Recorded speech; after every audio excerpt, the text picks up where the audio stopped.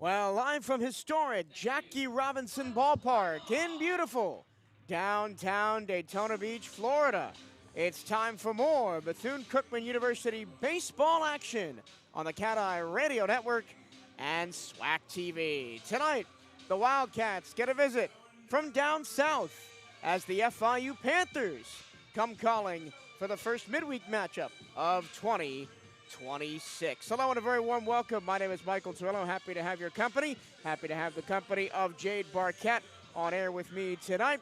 Jade, the Wildcats are going to try and look to put a tough loss on Sunday behind them and try and upset an FIU team that was very good last year and also run-ruled the Wildcats twice in 2025. New week, same mindset for these Wildcats. They want to go in and be ready for every game. You know, the first midweek of the season is new challenges, but they're ready to go, wanting to shake off this past weekend, especially Sunday's loss. But this FIU team coming in, and it was honestly like a mirror of the weekend that the Wildcats had, losing the first game to Villanova and then having to walk off on Sunday 4-3. Wildcats walking off on Friday and then losing that Sunday game. So a little bit of a chess match there, but Wildcats ready to go here, welcoming the Panthers from Miami.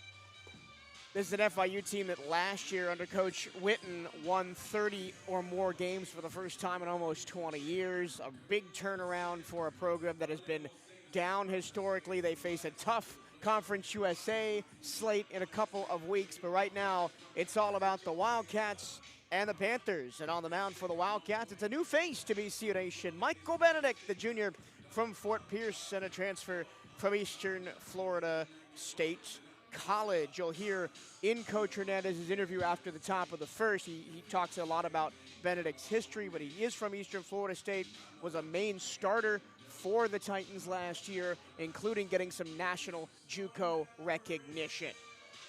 The defense behind him remains the same as it was over the weekend with one change.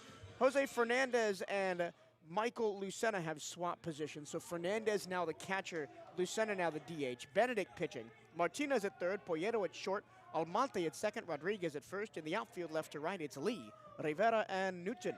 And Andrew Ildefonso stands in, and we are underway at the jack. Michael Bennett just misses the zone low with a fastball, and it is 1-0.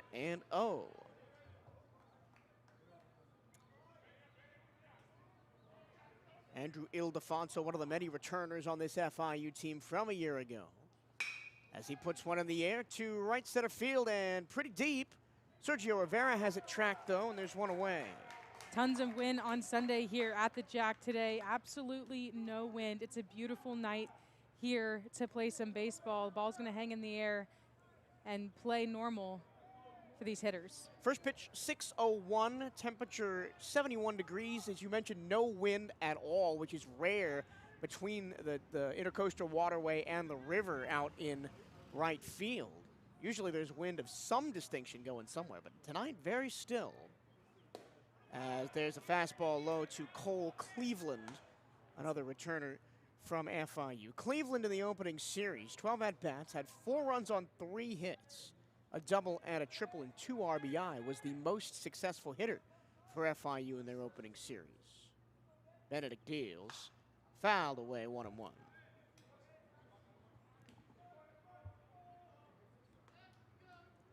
And the key with all these midweek matchups is to be there at the end, because we'll face a lot of rosters with a ton of talent this year. But if you can be there at the end, especially the ones here at home where you got a chance in the bottom of the ninth, you're going to give yourself a shot to win a lot of these games. That means good performances from your starter and from your defense. High fly ball, center field, Rivera coming in, and he'll make the second out as well. Rivera 2 for 2 out there. And that's why you play these midweek games, right? To see different competition, get your team confidence. Obviously, you never know who you're going to see postseason, so playing against these teams now might help later down the road, too. Luca Reyes is the third batter of the inning, the redshirt sophomore from New Jersey. Transfer from Rowan College to FIU. Fastball strike outside and low. Reyes, the rare Division III to Division I transfer, Rowan to FIU. going from non-scholarship baseball to full scholarship rosters, and he chops one high down the first base line, and it'll go foul before it can eat up Rodriguez. That's the big thing that you'll hear Coach Hernandez talk about in the interview coming up at the bottom of the inning, is the defense really let him down on Sunday with some crucial errors in some big spots. And I went back and looked at my scorebook afterwards, and really Jeter Poyeto needs a bounce-back day, because I can attribute probably 4 of the 7 Bradley runs to the errors that he made alone. Breaking ball, check swing foul, and Reyes stays alive. It's really just getting back to the basics, making those simple plays. There's nothing needs to be done flashy-wise when it comes to those simple outs in the infield, and that's what this team just needs to get back to today. Simple baseball, doing the right things correctly, and everything else will work itself out. Chance to get out of the first inning pretty quick here for Michael Benedict. Here's the pitch.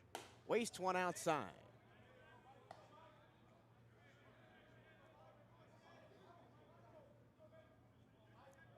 City of Daytona Beach is emptied out a little bit after the chaos of race weekend. The 500, of course, on Sunday.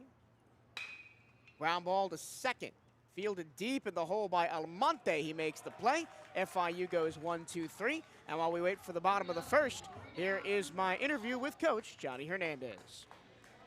I'm here with Coach Hernandez before the Wildcats take on FIU for the first midweek matchup of the season here at Jackie Robinson. Coach, have you had a chance to digest and diagnose what happened on Sunday? Simple. We just didn't play good enough defense, right? Like Friday, we played clean baseball. Saturday, we played clean baseball. And then on Sunday, we made 3 or 4 errors. And Bradley did a good job of capitalizing those opportunities. And, you take away those, couple of errors, that led to 5 runs. It's a whole different story. We're 3-0. But, one of the things that we told our guys is, hey, man, we just got to go learn and move on. There's no reason in soaking into what could have happened, what if, what differences we could have made. It's over and done with. We can't change it. We just have to do a better job of being consistent in our process and our routine in order to be able to make those plays when those plays are given to us on the defensive side. FIU coming in tonight, you and specifically Coach CatEye are very familiar with this program. You've played them twice a year, pretty much every year since you've been here. What has that relationship been like? We were able to play a team back and forth this much. I think it's great. Anytime that you're able to play an in-state opponent home and home, I think that's great. Obviously the coaching staff at FIU, we know them very well. Coach Witten has done a remarkable job with the program the last couple of years. They ended up with 30-plus wins for the first time in quite some time down there at FIU. So there is familiarity with the program, but at the end of the day, come 6 o'clock, we're trying to put our best foot forward to get ready for another midweek game and another opportunity for us to continue to evolve. Michael Benedict is a new name for Wildcat fans on the mound tonight. What can we expect from him? Well, he's a junior college transfer from Eastern Florida. He was a starter last year for Eastern, did a very good job there. I think at one point he was the National Junior College Pitcher of the Week with an outing that included, 12 to 15 punch-outs. I think the biggest thing for Mikey today is just, again, get ahead in counts, throw strikes, let the defense work behind you, not try and do too much, and have confidence in his ability to be able to give us an opportunity every inning that we're out there, opportunity for outs. Appreciate your time, Coach. Good luck tonight. You got it. Hail Wildcats.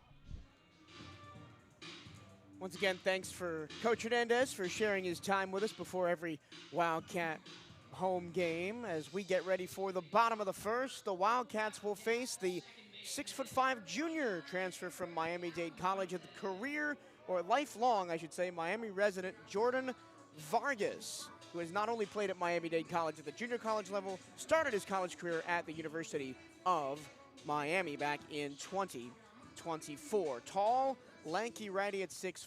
Fastball, change, slider are his 3 primary pitches. And Eric Almonte, the switch hitter, will lead off, batting in the left-handed batter's box against the right-handed pitcher. Fouls one back.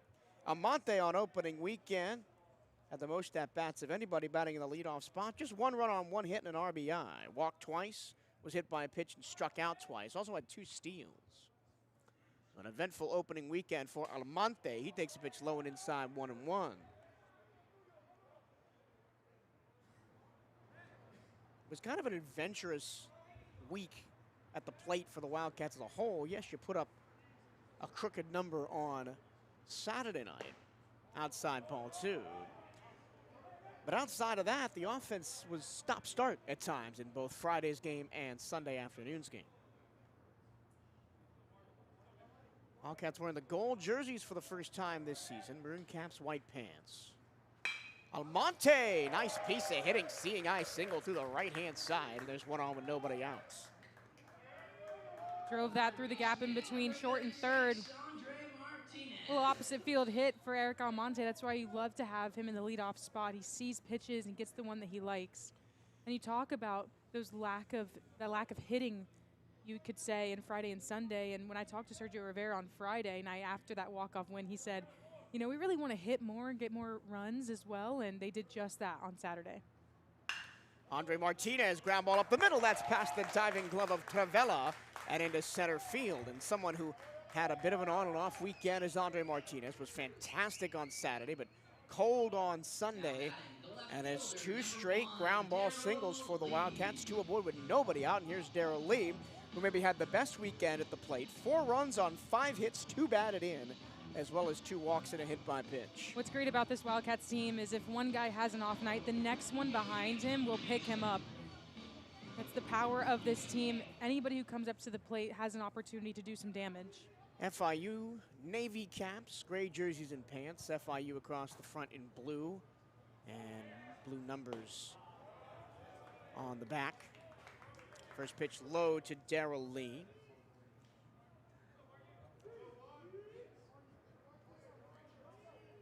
Wildcats took 2 out of 3 from Bradley on opening weekend. Walked him off 2-1 in the season opener last Friday.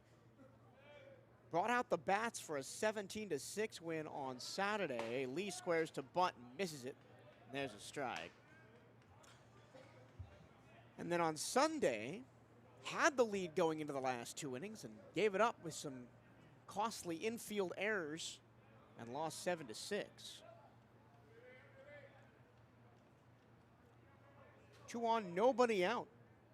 There's 2 ground ball singles to set up Darrell Lee. They throw back to second. Almonte dives back in. You mentioned the weekend for FIU against Villanova was pretty much the same. They had the walk-off win on Sunday, the loss on Friday, and the blowout win on Saturday.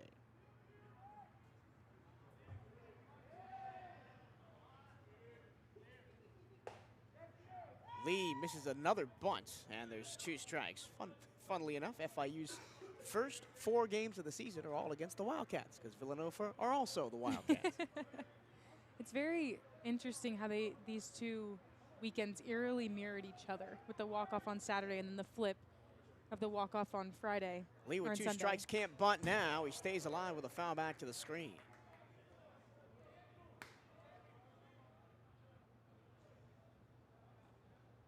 A week from today, FIU gets the very tough Tuesday, Wednesday double week, midweek series against Florida up in Gainesville. Lee watches a waste one outside. They'll also play Holy Cross, Stony Brook, Boston College, and FAU in non-conference series.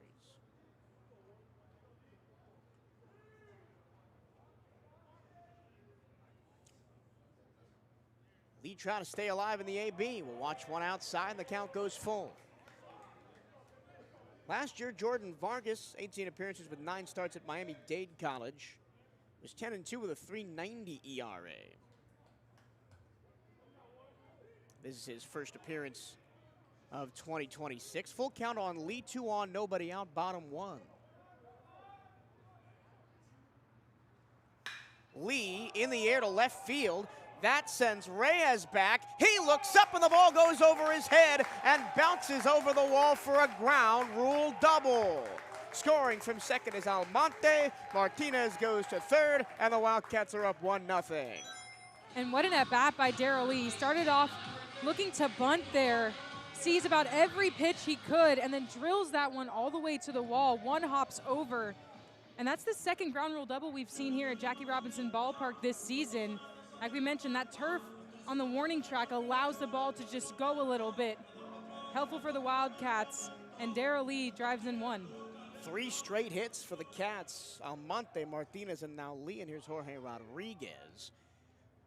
And the FIU outfield was playing that last AB very aggressively. Reyes was closer to the infield than he was to the wall, and he couldn't catch up to the ball hit over his head.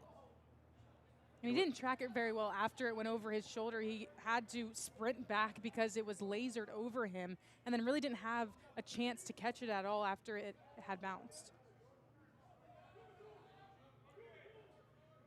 Second and third, still nobody out in the inning. Whoa, hello, big cut and miss from Jorge Rodriguez, who had 2 runs and 2 hits, a double and 2 RBI on opening weekend. Walked once, was hit by a pitch, and struck out twice. Rodriguez in a 1-1 count. Here's the pitch. Swing and a miss. Fastball at the knees. And it's 1-2. The Wildcats struck out a bit much for hitting coach Derek Cartaya's liking in the opening series. Struck out 21 times over the 3 games. 1-2. Waste a slider outside, and it's 2-2. Tried to go back to the slider that got him on the pitch before the fastball. Rodriguez chased on the one before this one. He stays. Again, with no outs and 2 runners in scoring position, you don't got to do too much here. Put the ball in play, and you're probably scoring at least 1. And he fouls it away to the first base side. Shift is on the defense for FIU as well. Having to protect the runners, but there's a gap in between first and second he could drive through. Pro ball, you can't do that anymore. Got to keep 2 defenders on each side of second base. Do you like that rule? I have mixed feelings about it. We can dive into it as we go along here. Popped up to shallow right, very shallow right. Ildefonso makes the catch. Martinez, who's not the fastest guy in the world, will hold up at third, and there's 1 away. Even if we had a fast player on third, I don't really think Johnny Hernandez would send them just yet. Not in dire straits. That ball really shallow into right field, knowing they could throw him out. I understand, this is about the shift rule. Right. I understand why the MLB implemented it. They wanted more offense. It's the same reason they implemented the pitch clock eventually. Mm-hmm. They wanted games to be more exciting, have more offense, and go at a quicker pace. As Armani Newton stands in the box, watches a breaking ball strike, and it's 0-1. But as an infielder, or former infielder, I don't like being restricted like that. Yeah. And it takes a lot of the strategy away from the game, and it kind of, Newton swings and misses it at 0-2.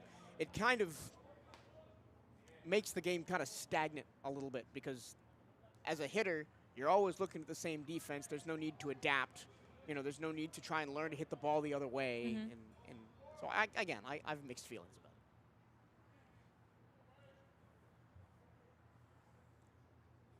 it. Newton watches one in the dirt. Martinez holds at third. For a while in the minors, they were trialing the little V behind second base, where there was like an area where you couldn't be, but you could move around it. And I guess that didn't work because the V is not there anymore. Sometimes the rules do too much, and they just need to back off a little bit. Glad they got away with that one. Inside ball 2. It actually reminded me of the trapezoid rule in hockey. You're going to have to explain that one. So in hockey, behind the net, okay, there's a little a thing marked on the ice. It looks like a trapezoid. That's why it's called a trapezoid. And you cannot engage if the goalkeeper goes behind the net. As Newton takes one on the ankle and will go to first to load the bases. If the goalkeeper goes behind the net to play the puck, you cannot engage the goalkeeper defensively while he's in the trapezoid. He's kind of like protected in that sense. Okay. And you don't like that rule? Or you No, you do like it? I do like it because it prevents goalkeepers from being hurt. Yeah. You have to protect the goalkeeper. Yeah. Similar like that in soccer and lacrosse as well. We're already going to have a meeting on the mound here. It's been a rough opening for Jordan Vargas. Almonte singled left. Martinez singled up the middle. Lee hit a RBI ground rule double to left field, scoring Almonte. Rodriguez popped out to right, and then Armani Newton was down 0-2, but then got hit on the ankle. The bases are loaded with 1 out. The batter will be Gito Poyero. Dangerous hitter to have up to the plate. Poyero Hit a home run this past weekend. It was the first of the Wildcats. Jose Fernandez added another later on. Poyeto over the weekend, 3 runs on 4 hits, a homer and 4 RBIs, second only to Jose Fernandez in runs batted in over the opening weekend for the Wildcats. Poyeto did not strike out, did not walk. Every time he put the ball in play. Bases loaded, 1 away, bottom 1, Wildcats already up 1-0. Poyeto swings and fouls it right off at first. He is swinging for the fences. His knee dropped all the way to the turf.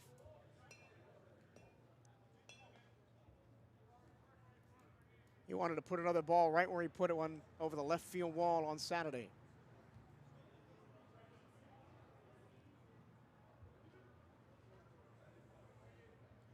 Vargas ahead 0-1. Here's the pitch. Off the end of the bat into shallow right. Charging is Ildefonso. He'll make the catch. Martinez charging home. The throw to the plate is out of the glove of Rivera, and the Wildcats lead 2-0.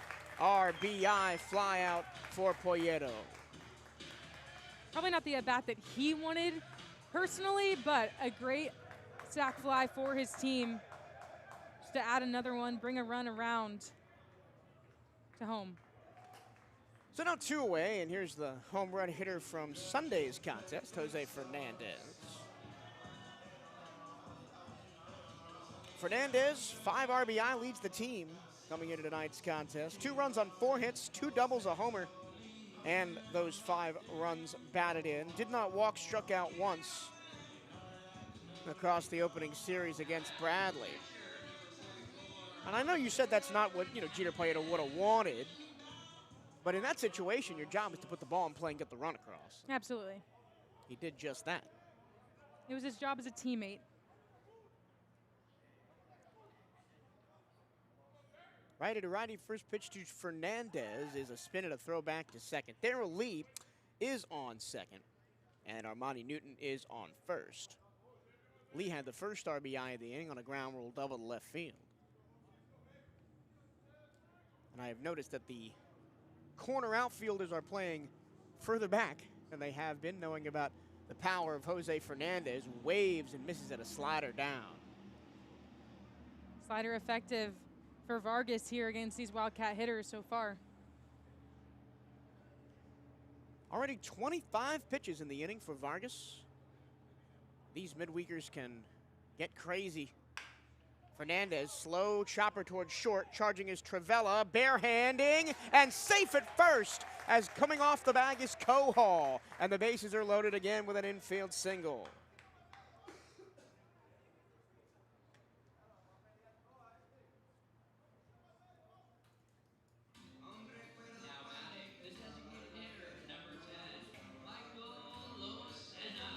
Lee goes to third, Newton to second. And now here's Michael Lucena, who was the catcher all 3 games over the weekend, moves to DH here. Had 2 runs on 3 hits, a double and 1 RBI.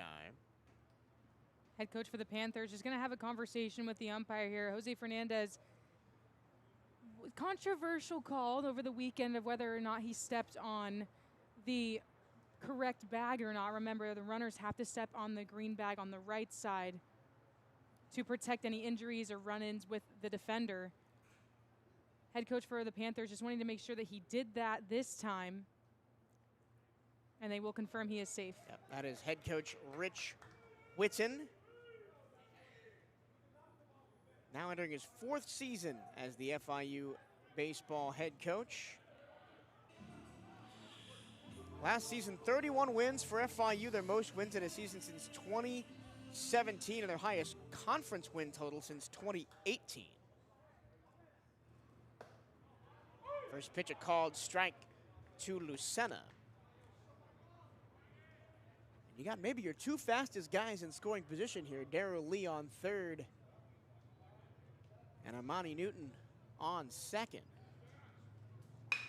Line drive up the middle, there's a base hit. Lee comes in, rounding third, and racing to the plate is Newton. The throw is cut off, and the Wildcats lead 4-0 in the first. Lucena just picking up right where he left off on the weekend. Powers that one right up the middle. Vargas had to get out of the way for it to not hit him. And the Wildcats have blown this game wide open here in the first.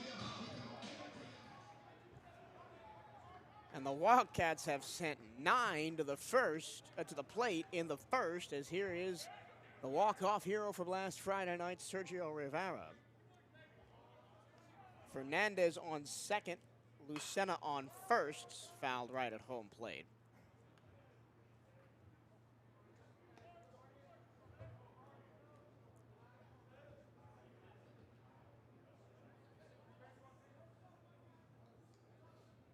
With baseball being back, that means the return of baseball social content as well. Edwin Sanchez is our male Wildcat of the Week this week, and you conducted your typical Wildcat of the Week interview. It's a high pop down the first base line. Ildefonso stands under it and gives way to Kohal. We'll talk more about that interview as we go to the second inning. 4 runs on 6 hits and 2 left. And we go to the second. Wildcats 4, FIU 0 here on the CatEye Radio Network and SWAC TV.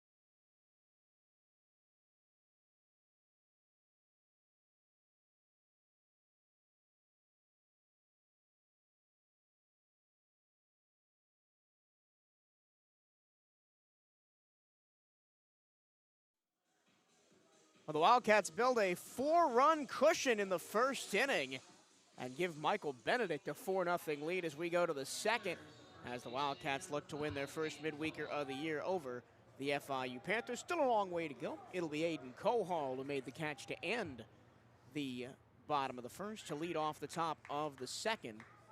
Kohal on opening weekend, a run on 4 hits, a double and 3 RBI, walked twice and struck out twice. Count is 1-0 after a miss by Benedict. The pitch. Check swing called, strike 1. Already some action going in the FIU bullpen. I would not be surprised if Vargas's day is done after just 1 inning.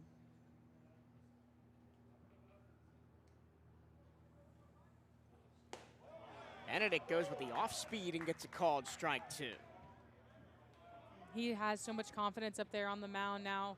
He had it in the first before any runs were scored, but you score 4 in the bottom. You come back here in the second and you feel great. Didn't pick up a strikeout in that first inning, but got 2 flyouts and a soft ground out the second. We talked about Tanner Bocabello being this, pitch to contact guy, wants a lot of soft ground balls, and Benedict the same kind of way. Although he has that strikeout stuff if necessary. Like that. Swing and a miss and a cutter down low, and down goes Kohal.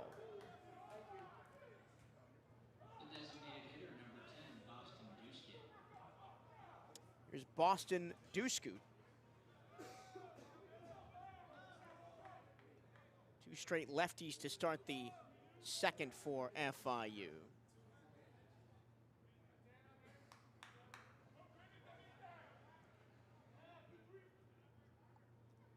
First pitch from Benedict is outside ball 1. Duscoot from Kingsley, Iowa, transfer from Ellsworth Community College.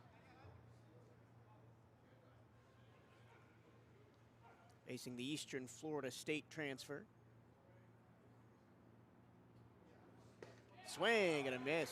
That's the fastball down and away that we saw Edwin Sanchez use so well on Saturday. He had 10 strikeouts in his first appearance for the SWAC preseason pitcher of the year. Last year at Eastern Florida State, Benedict was 4-0 in 17 appearances with 6 starts. Pitch. Swing and a miss. And there's 2 strikes on Duscoot. 3.19 ERA last year for Benedict in 48 innings, 43 strikeouts, 17 walks, over 8 K per 9. And was Junior College National Pitcher of the Week at one point. Went with the slider. Trying to catch the inside corner. Looked like it caught the umpire. Yeah, little piece of our ump. Assistant coach Hunter Allen going out there to see if he's all right. And it looked like it deflected off of Fernandez's glove and then caught him in the side behind the padding that they wear up front. Again, you never know what you're going to see in baseball. Never, never. You learn something new every time. One away, top 2. Wildcats are up 4-0 after a first inning that looked like this. Almonte singled, Martinez singled. Lee scored Almonte with a ground rule double to left. Rodriguez popped out to shallow right. Newton was hit by a pitch. Boyero had a sac fly to bring in Martinez. Fernandez had a single on the infield to load the bases. Then Michael Lucena ripped a laser line drive to center field to score Lee and Newton before Rivera popped out in foul territory. That's how the Wildcats got their runs in the first. And so far, no FIU Panther has reached base, although we're only 1 away here in the top of the second. Wildcat basketball back at Moore Gymnasium in 2 days. They'll play Alabama State in a doubleheader on Thursday, and then both teams in action Saturday against Alabama A&M. Senior weekend going to be a lot of fun for both of these teams coming off road trips. It didn't go so well for either of them, so wanting to hop back and get back into Moore Gym and on the right foot in the W column. But it's always special on senior weekend. You always want to put on a great show for not only the fans that are there, but your teammates, your family that gets to watch you play for the last time in your home arena. The home plate umpire, Marcial Santos, is still being attended to by the athletic trainers after he got clipped by a deflected pitch that went off of Jose Fernandez's glove and caught him in the side. Both head coaches are over there now with the athletic trainer for the Wildcats, Justice. You, however, will not be at Moore Gym this week. Not. You're going to be in California with the softball team who make their annual pilgrimage to the Mary Nutter Collegiate Classic, so have fun out there. Oh, I'm so excited. Watch and experience a fantastic atmosphere that's out there in Cathedral City, and also just cover our Wildcats. It's a special team with 17 freshmen, a few returners, but this is a group that's going to grow into themselves as this season goes on, and what an experience for these players to get to play at such a level against great teams, but under the lights in some spectacular environments there. It's going to be a once-in-a-lifetime trip, I feel. Softball picked up their first 2 wins of the weekend of the season over the last weekend, defeating LIU twice at the spring games, but also had some close games against St. John's and SIU, Edwardsville. You talked about the Wildcat of the Week and Edwin Sanchez. I got to speak to Mia Gonzalez today, who is our female Wildcat of the Week. She pitches for the Wildcats. A freshman has just come in and been a mainstay in the circle for the softball team, and she has a bright future ahead of her. Really excited for what she's going to do. You know who's impressed me on the softball team through my limited lens that I've viewed them through the start of the season is Aimi Yusiki, the second pitcher in the depth chart right now. Very impressive. But again, 17 freshmen on that team. It'll be interesting to see what they look like at the end of the season versus what they look like right now. We are back underway, and the count runs full after Benedict misses down and away to Boston Dusku.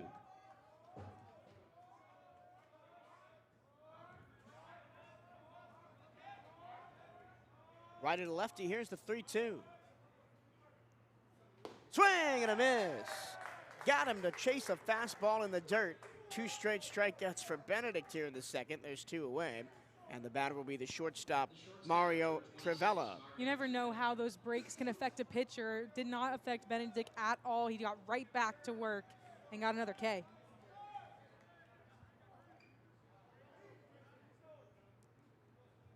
Mario Trivella, the shortstop. Only 8 at-bats over opening weekend. Takes a first pitch strike. 2 runs on 1 hit. He did have a solo homer, one of 3 home runs for FIU on opening weekend.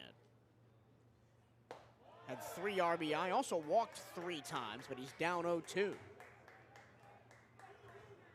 You can tell that Benedict is feeling confident. He's got the lead. He's working fast. And he is hammering the strike zone. 0-2. Check swing, just went a bit low on the breaking ball.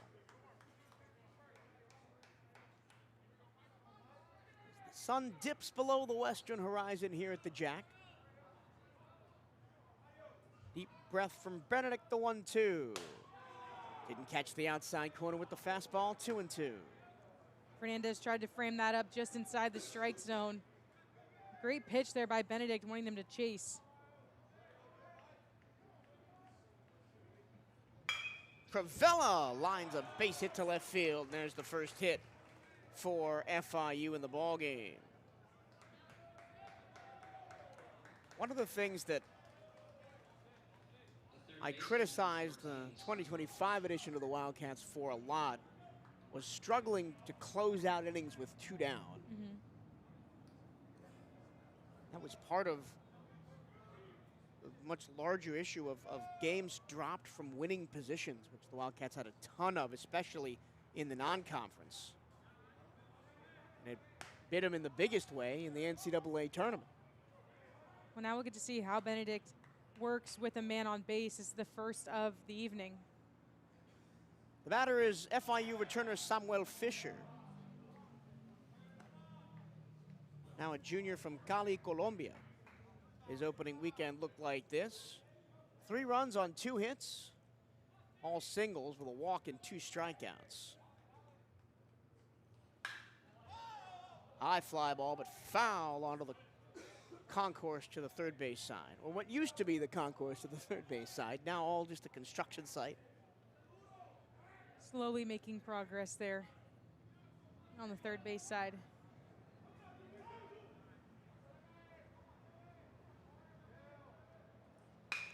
Ground ball to second, straight at Almonte. That'll be the end of the inning. The 2-out single doesn't bother Benedict, and the Wildcats will bat in the bottom of the second, up 4-0 here on the CatEye Radio Network and SWAC TV.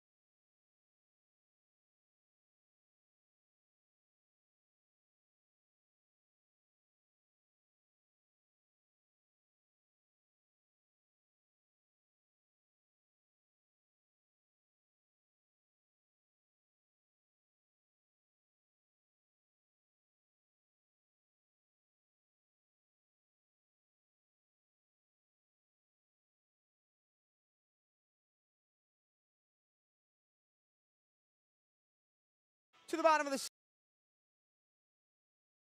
and the bots stay on the mound. And everybody who was warming up behind him has sat down as there's a strike call inside corner. Almonte does not agree with that.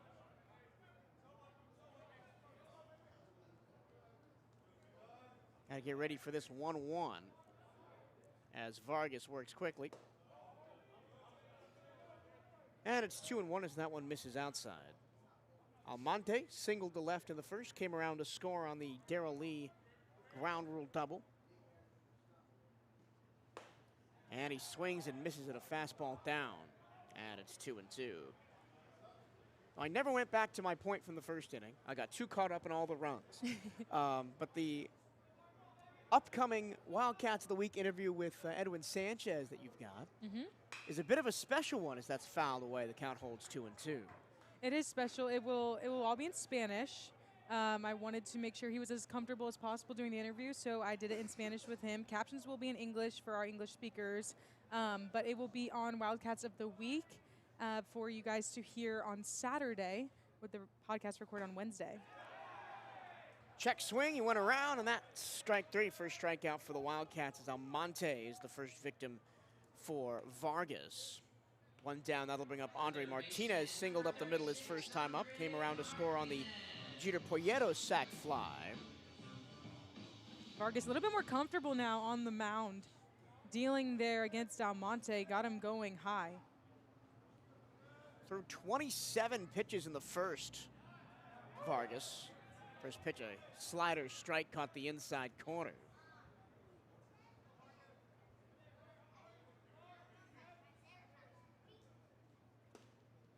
Down low and inside, ball one.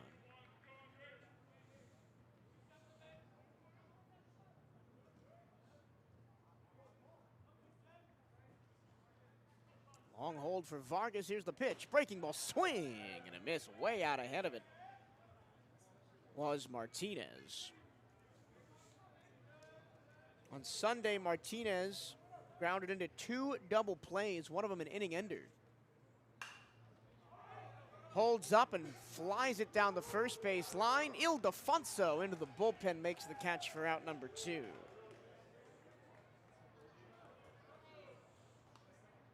Looks like Vargas has well and truly settled down.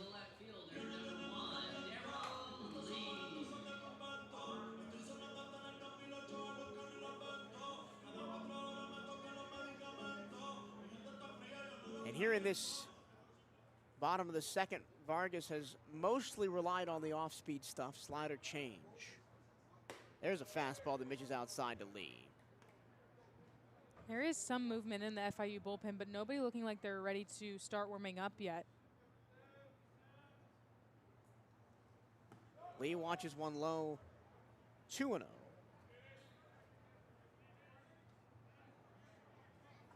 I'm sure there was a conversation in the dugout between Vargas and his pitching coach, Whitson, whether or not he just feels ready to go. He feels like he should continue, what their thoughts on are as well. And he looks to be settled in right in the saddle here in the second inning. Trying to get out 1-2-3, lickety split here. The pitch to Lee. Called a strike low and away. And the count is 3-1.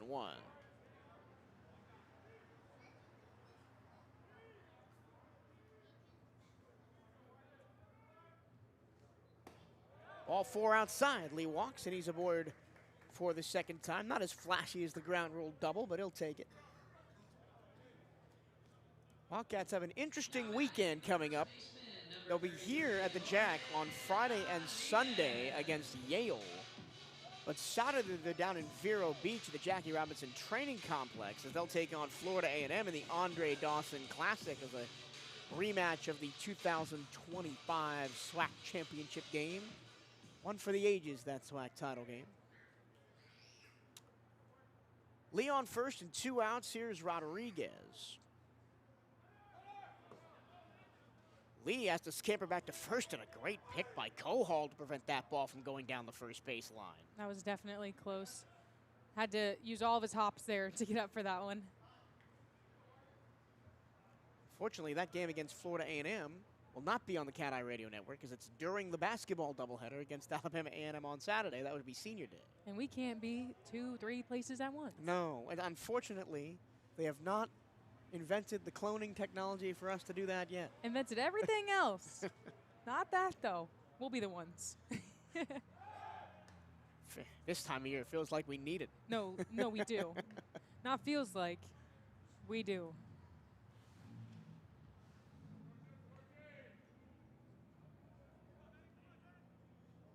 Count is 1-0 to Rodriguez. The junior righty deals. Now we'll throw back to first for the third straight time. Lee bluffed the steal on the first pitch of the AB, and now they're really conscious about keeping Darryl on first base. Darryl Lee was second on the team in steals a season ago, only behind Sergio Rivera. There's a swing and a miss. Vargas, really has that slider moving now. Struck out Almonte with it, got Martinez to pop up to shallow right with it.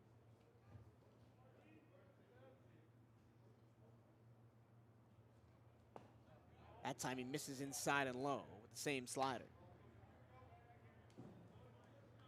But you got to be careful with a pitch that breaks that much, because if you hang it out over the middle, it may be going 100 miles an hour the other direction. Yeah.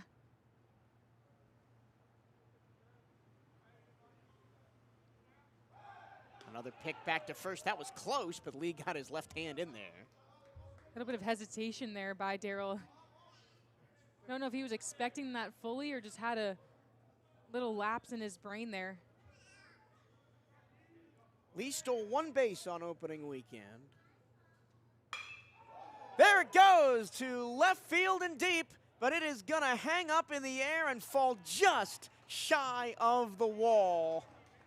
Rodriguez got all of it, and if this was Sunday with the wind blowing out there, we would have been saying bye-bye to that baseball. No wind, no home run. That's the end of the inning. Nothing for the Wildcats in one left. We go to the third. Wildcats, they're up 4-0 here on the CatEye Radio Network and SWAC TV.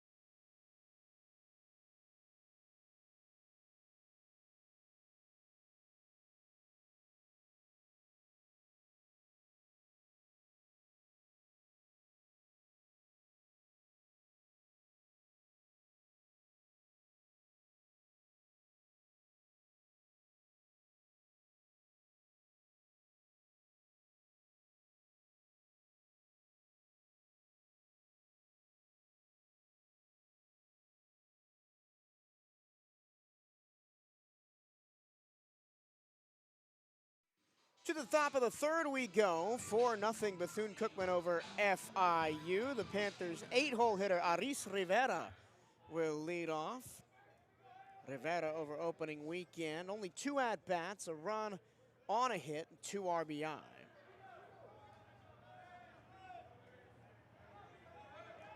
Struck out once and walked once as well.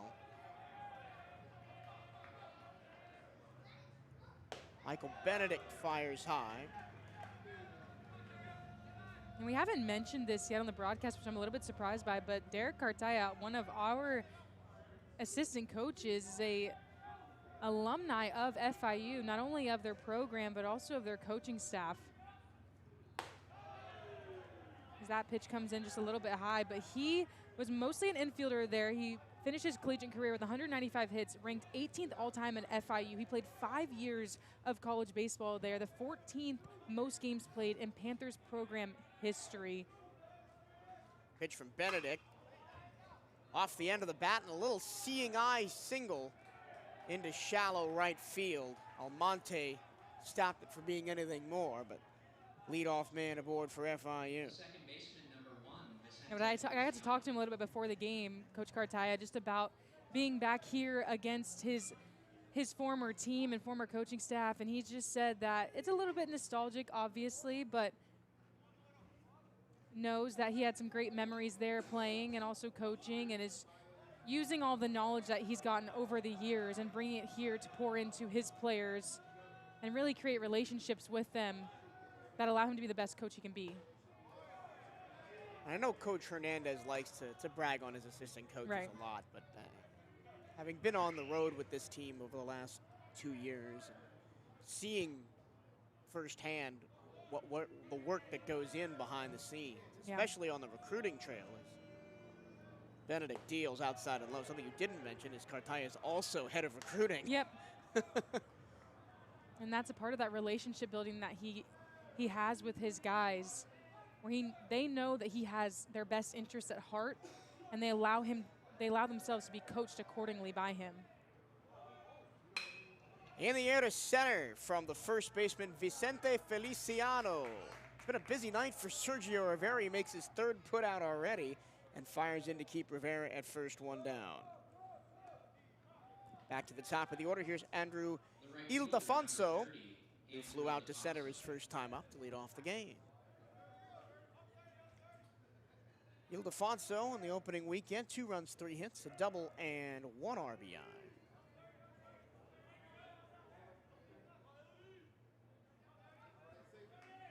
Runner on first, 1 down, top 3. Strike up and in on Ildefonso. Last year, Ildefonso hit .304, 34 runs on 49 hits, 11 doubles, which was third on the team. Check swing, yes he did, and he waves at the slider.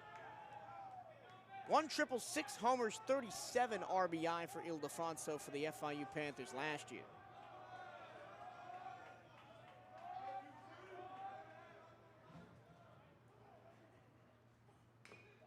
Tipped into the glove. Fernandez says he caught it, and the umpires will talk about it.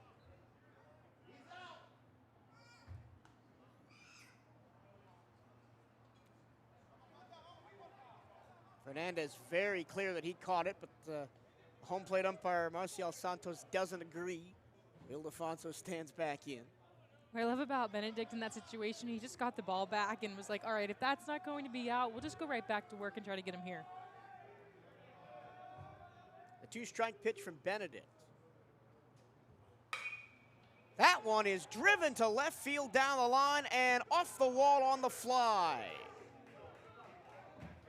Going from first to third is Rivera, landing at second with a stand-up double is Ildefonso. FIU's in business here in the third. That ball just hung a little bit over the plate, drilled into left field, and as soon as it hit the wall, it hit right in between the 2 panels in the outfield and sunk to the ground. Lee was trying to play it off the wall to get the deflection, and it just sunk right there on the warning track.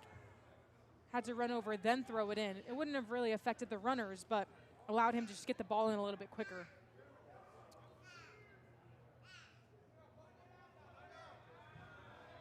Cole Cleveland now flew out to center his first time up. Second and third, 1 out.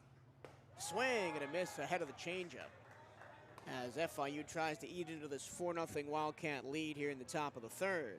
Andrew Ildefonso also pitched a little bit last year. Pitched an inning against BCU.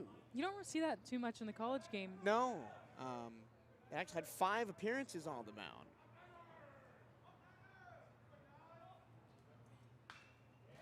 Fouled straight back by Cleveland, and it's 0-2. Cleveland also on this FIU team last year hit .291. 29 runs on 41 hits. 9 doubles, 5 homers, 32 RBI. He's got a chance for a couple of runs batted in here with 2 on, 1 out.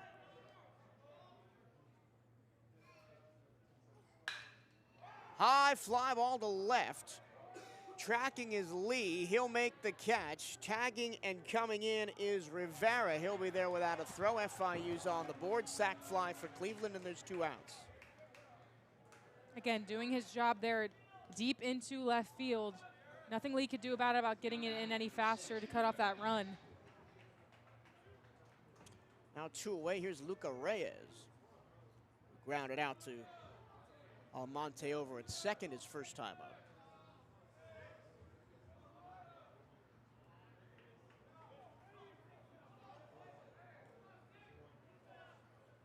Reyes well in front of that off speed. It's 0-1.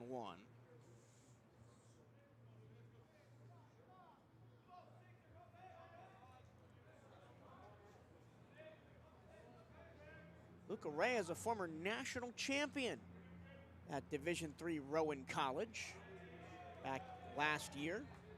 Hit .357, 7 homers, 45 RBI, 11 doubles.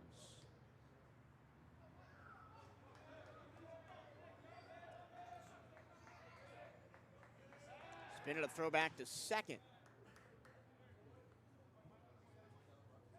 Andrew Ildefonso is back in there after doubling off the left field wall.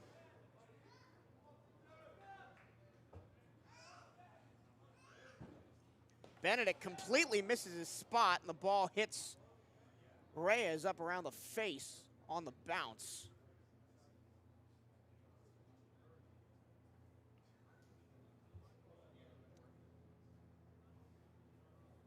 Benedict completely missed that one. That'll send Reyes to first base. Hope he is all right. That one got up under the bill of the helmet. Looks like he's okay. Don't see any blood from our vantage point. He seems to be moving fine as well. Tough kid out there. I actually got hit with the ball pregame in the head. You did? You told us that. I did. I thought I'd share it on here. I passed concussion protocol, don't worry. I mean, was it Friday night or was it Sunday? Coach Hernandez got drilled with a foul ball. I think it was Friday night. There needs to be better protection. It's a dangerous world out there. It is. Even with their helmets on, that one got underneath it. Here's Aiden Cohall, who led off the second inning by striking out. He's got Ildefonso on second, Reyes on first, breaking ball outside. Benedict up around 50 pitches. This will be pitch number 47 coming up. Vargas at 50 even through the first 2. So I would not expect either of these starters to go very long tonight. Wildcats have sent Dawson Turner down to the bullpen. Look for him to get warm soon.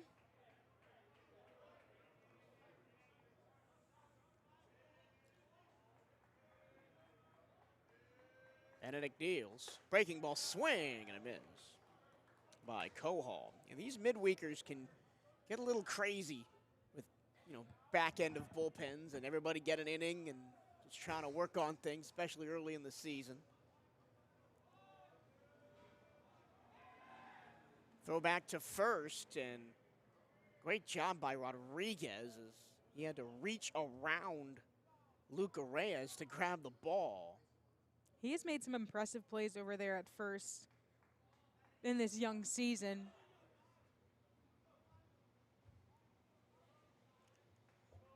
Cohall stands in.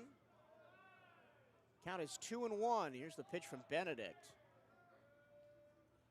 Misses his spot again, way outside. 3-1.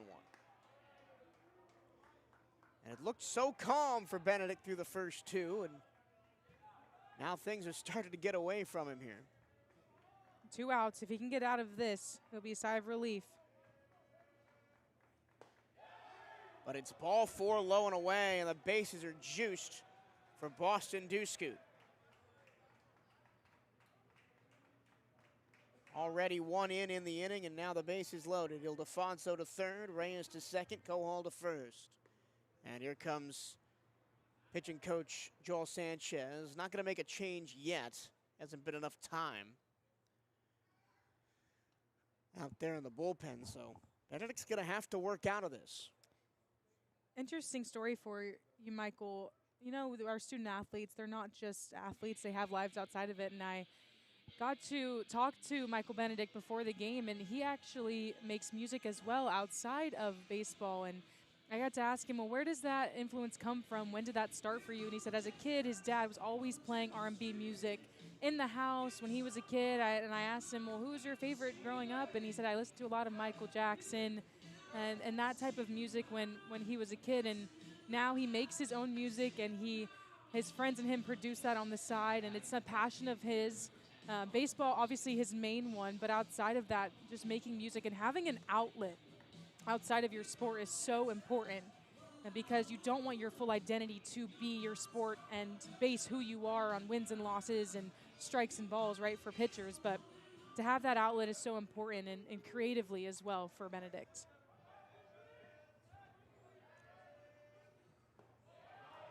Nice breaking ball, got the swing and miss in the dirt for Boston. Scoot struck out his first time up. Bases loaded, top three. Wildcats still up 4-1 after a 4-run first. Michael Benedict trying to work out of this big old jam. Another swing and a miss, that time on the slider. And Scoot down 0-2.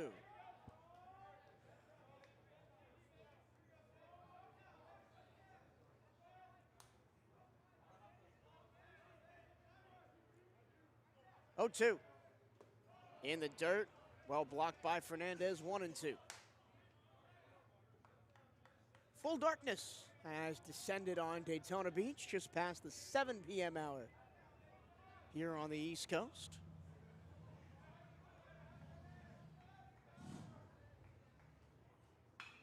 In the air, right field, Newton tracking, got it. Well, Michael Benedict plays the right notes and gets out of the jam. As we go to the bottom of the third, FIU does get one. It's Bethune-Cookman 4, Panthers 1 here on the CatEye Radio Network and SWAC TV.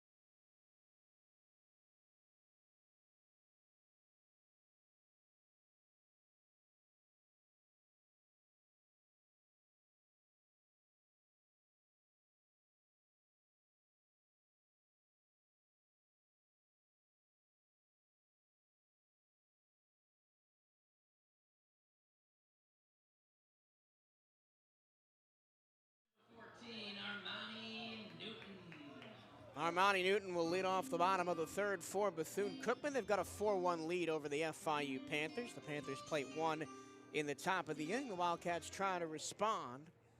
It was a really good second inning on the mound for Vargas.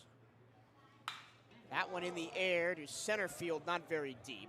Cleveland moving around, tracking it, makes the catch. One pitch, one away. We talked a little bit about this during the opening series, Jade. Something that the Wildcats can fall into a rut in is these Really aggressive swings early in counts, quick innings at the plate, not giving your defense, your pitcher time to rest. His hitters have the green light to swing at what they see. It's part of what makes this team so special. I mean, in the bottom of the first, that's what's helped them. Gita Poyeto takes a strike on the outside corner. Poyeto flew out to right his first time up, but it was a sac fly to bring in Andre Martinez from third. That was the second of the 4 Wildcat runs in the first. Vargas deals. Breaking ball fouled away third base side.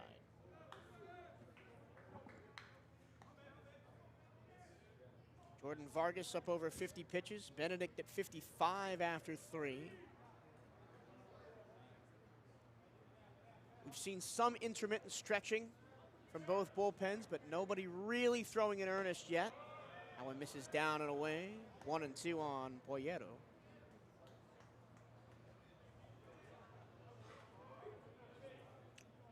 Back in the first inning, Poyeto came up with runners on second and third.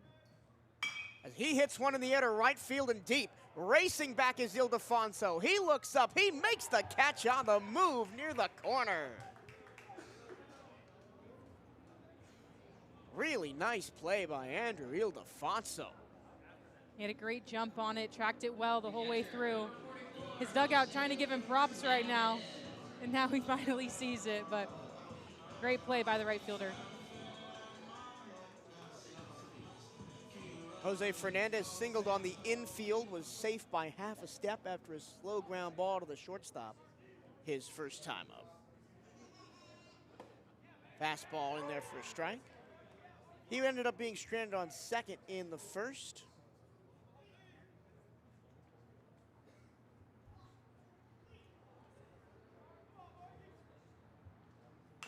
As he fouls one straight down, and now a chance for a real quick inning for Jordan Vargas.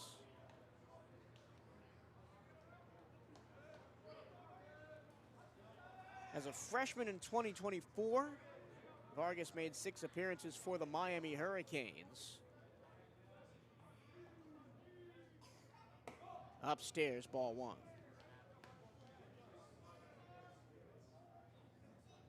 Then decided to go the junior college route after that for Miami-Dade College last year.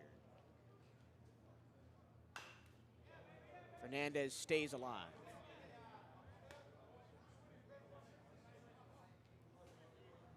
Every year, it astounds me at the talent, specifically in baseball, that goes unfound and rises up to programs like FIU, like BCU. Chopper down the third base line. That'll stay fair. Fisher across the diamond, and the Wildcats go quietly in the third. We go to the fourth. Wildcats still by 3, 4-1 here on the CatEye Radio Network and SWAC TV.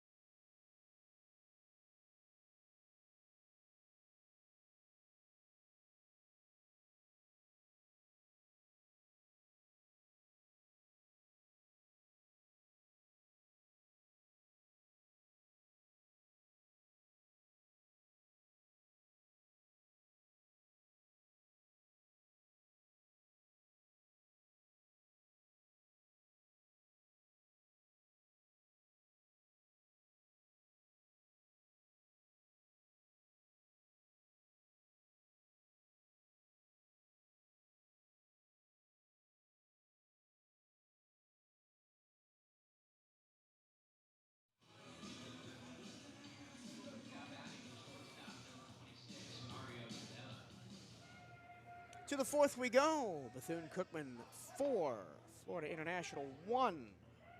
Mario Trivella, the shortstop, leads off. He hit the first hit of the game for FIU back in the second with a single to left.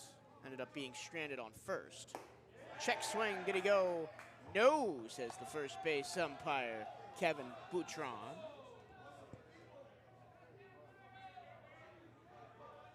And the count is a ball and no strikes. Michael Benedict still on the hill for Bethune-Cookman.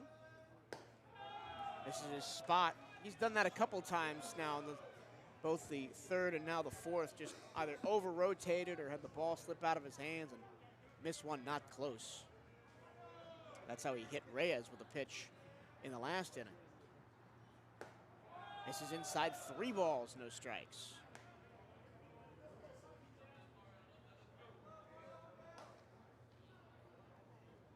Doesn't matter what level of baseball you're at. Here's the 3-0, fastball down the middle, strike 1. If it falls apart, it can fall apart fast. You never want your starting pitcher to get to that point. You always want to have your reliever come in. Fouled away, straight back over the grandstand. And now we see both sides have bullpen arms up and throwing.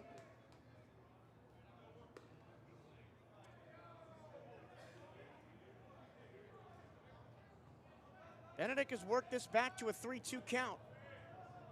Here's the pitch to Trivella. Missed it down and away, and Trivella walks. The walks are really what killed the Wildcats in that third inning.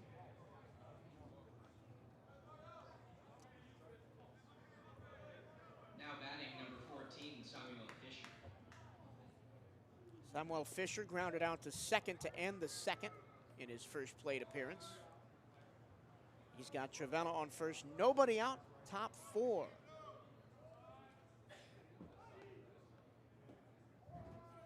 Benedict spikes it to the plate. Great job by Fernandez to push that in front of him and keep Trivella at first. Trivella did not have a steal in opening weekend. In fact, FIU only had 3 steals the entirety of opening weekend. That's not really their game, as Benedict just cannot find the strike zone at all. Hear the encouragement from the dugout trying to get Benedict to find something.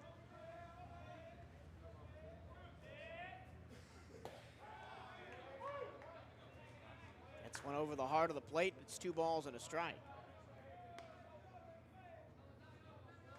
It's a light schedule on this first Tuesday of the season as far as SWAC teams in action are concerned. Only 4 games today.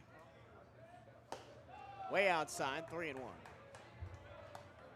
Only one other game that we have stats for, Middle Tennessee blowing out Alabama A&M 19-2. Wow. That game is 1 out away from being over.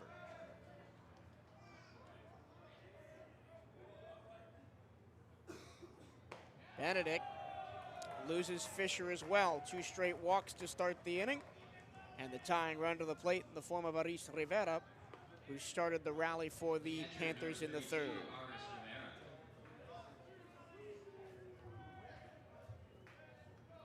The question is, how long do you ride with Benedict? And the answer is maybe no more. We'll have a player-led meeting. Other games in the SWAC today, I don't have stats for Prairie View A&M hosting Texas A&M at Victoria, or Grambling State hosting Wiley University. Tomorrow there's more SWAC baseball action. Alabama State is in Tuscaloosa to play the University of Alabama. Florida A&M hosts UNF in a very interesting matchup in Tallahassee. Jackson State's on the road at Ole Miss. Alcorn State plays Mississippi State. And Southern is at home in Baton Rouge against formerly the University of New Orleans, now LSU at New Orleans.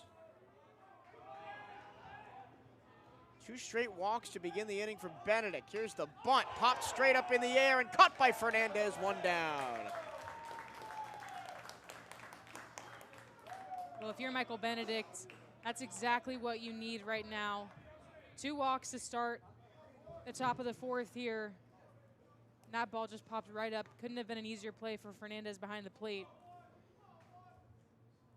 Vicente Feliciano will dig in, the senior from Auburn, Washington. A transfer from the University of Seattle.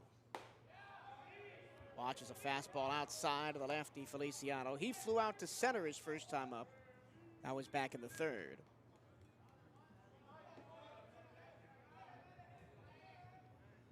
Was 3rd for the Seattle Redhawks last year in OPS at 841. Swing and a miss. You talk about a change of scenery. That is a cross-the-country transfer there down to Miami, Florida. Baseball family for the Felicianos. His brother Emilio plays college baseball at San Mateo College down in California.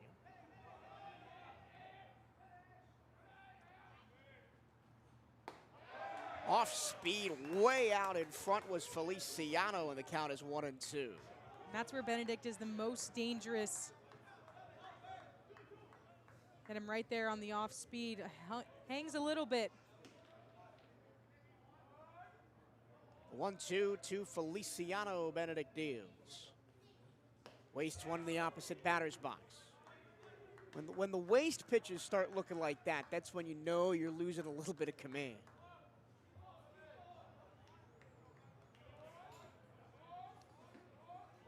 2-2 the count.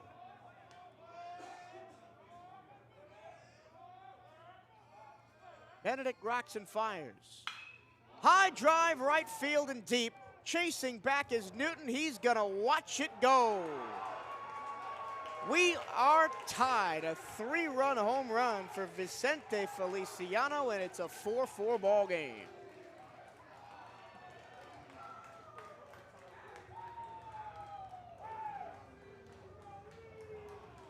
And that ball just hung beautifully for Rivera to blast over.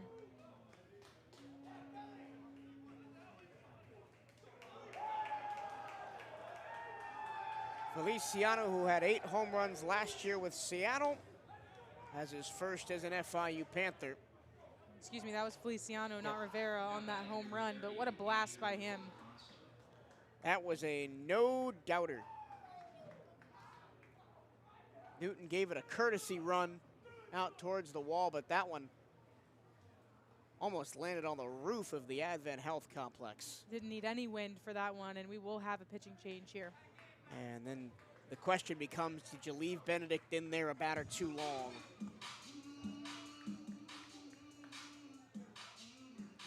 Well, Benedict's night is done. Had a great start through the first 2 innings, had a 4-run lead, but lost command and then had to serve one up. And Vicente Feliciano sends him back to the dugout and ties this game at 4.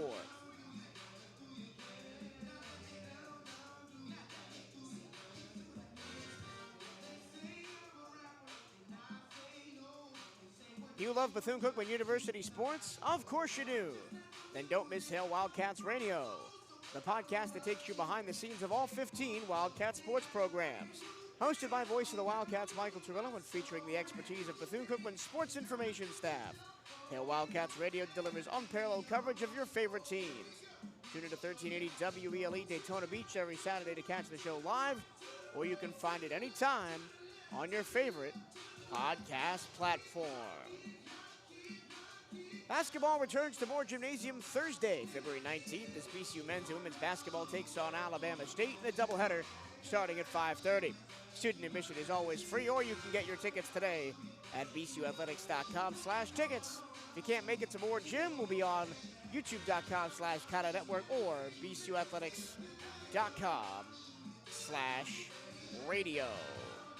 New pitcher for the Wildcats is Dawson Turner, the graduate transfer from St. Leo at the Division II level. Originally out of St. Cloud, Florida, over there on the west coast of the States. Making his first appearance for the Wildcats. Last year at St. Leo, 18 appearances, 12 starts, so not used to coming out of the bullpen. was 3-3 with a 5.74 ERA in 58 innings, 44 strikeouts, 37 walks with a batting average against of 2.79. And before 2 years at St. Leo, he was 2 years at Polk State College. This is a veteran pitcher for the Wildcats. They had a right-hander in Michael Benedict. Now they go with the left-hander, Dawson Turner. 4-pitch mix for him. Excited to see him on the mound for the Wildcats. Talk about just a chill guy. That is Dawson Turner. I'm excited to see how his emotion comes out on the mound, if we'll see that at all. They'll have to face the top of the FIU lineup. Here's Andrew Ildefonso. Ildefonso's hit the ball hard twice, flew out to center in the first, and then doubled off the wall on the fly in the third. First pitch, a fastball strike outside corner from Dawson Turner.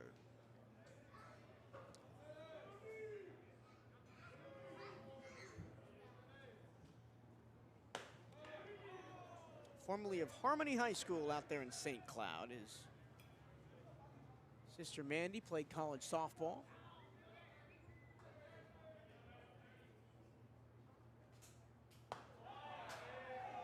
This is the slider down and away. 2 balls and a strike.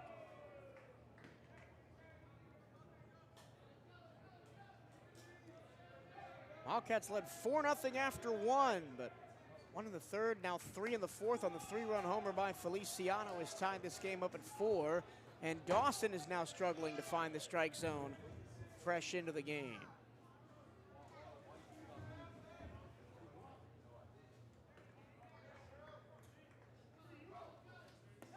All 4, and the walks killing the Wildcats right now. 3 in the inning apart from the home run.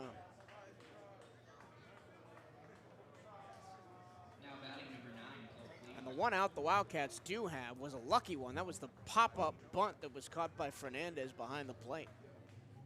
Here's Cole Cleveland, 0 for 2 with 2 flyouts. Had the RBI on the opening run of the game for FIU on a sac fly in the third. Bounce to the plate by Dawson Turner.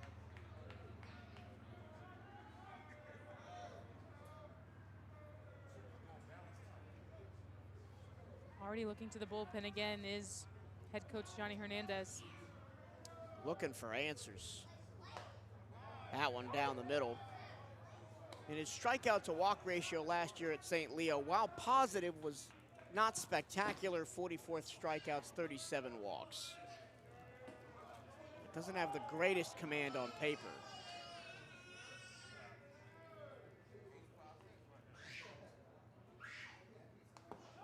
Misses again.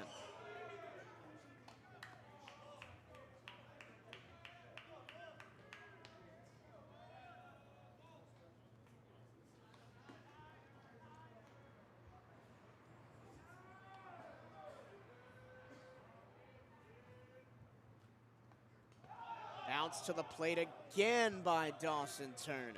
These two teams met last year. FIU won down in Miami 10-0. And then in the return leg, 9-1 here in Daytona Beach. Dawson Turner's stint on the mound for his first Wildcat appearance could be very short indeed.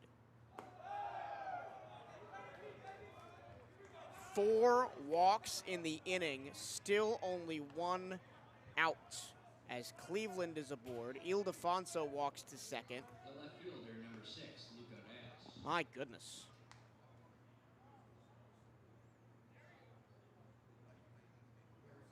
It looks like he's just trying to pitch to, not pitch at the batters. And what I mean by that, he's just trying to paint the strike zone and not really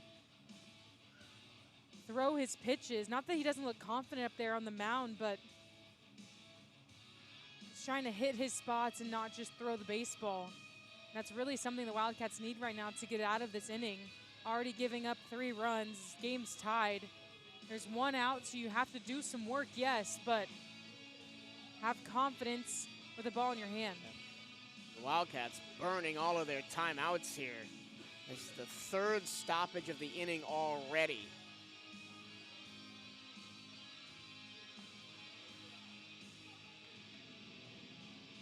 Wildcat defense has had nothing to do in this inning besides that pop-up bunt.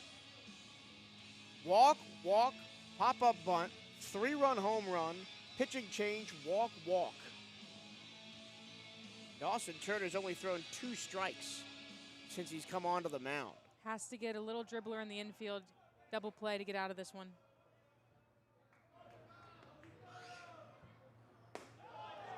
Breaking ball misses down and in. Double barrel in the Wildcat bullpen, a righty and a lefty.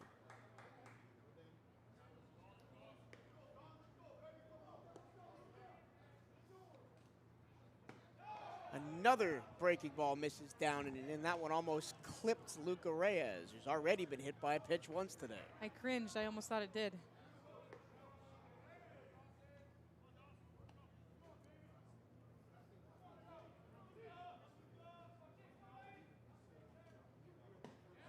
Finally, a strike is called by home plate umpire Marcial Santos.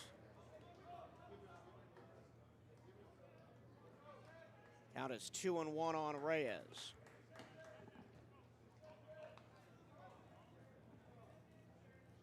It's not like Coach Hernandez will let these linger too long. Outside 3-1. He wants to win these midweekers. The Wildcats did not win a midweek contest last year until very deep into the season. They beat North Florida on April 15th and then South Florida on April 23rd, and that was it. Those were the only 2 midweek wins they got. Inside, ball 4, bases loaded, 3 straight walks for Dawson, and that's it, he's done. Just not the showing you want to have at all, goes without saying. Loaded the bases up. 5 walks in the inning, 2 by Benedict, then they gave up the 3-run home run, and now 3 straight by Turner. And the Wildcats looking for something, anything to go right here as FIU has loaded the bases up with 1 out. We'll take a 30-second break. When we come back, we'll introduce you to the new Wildcat pitcher here on the CatEye Radio Network and SWAC TV.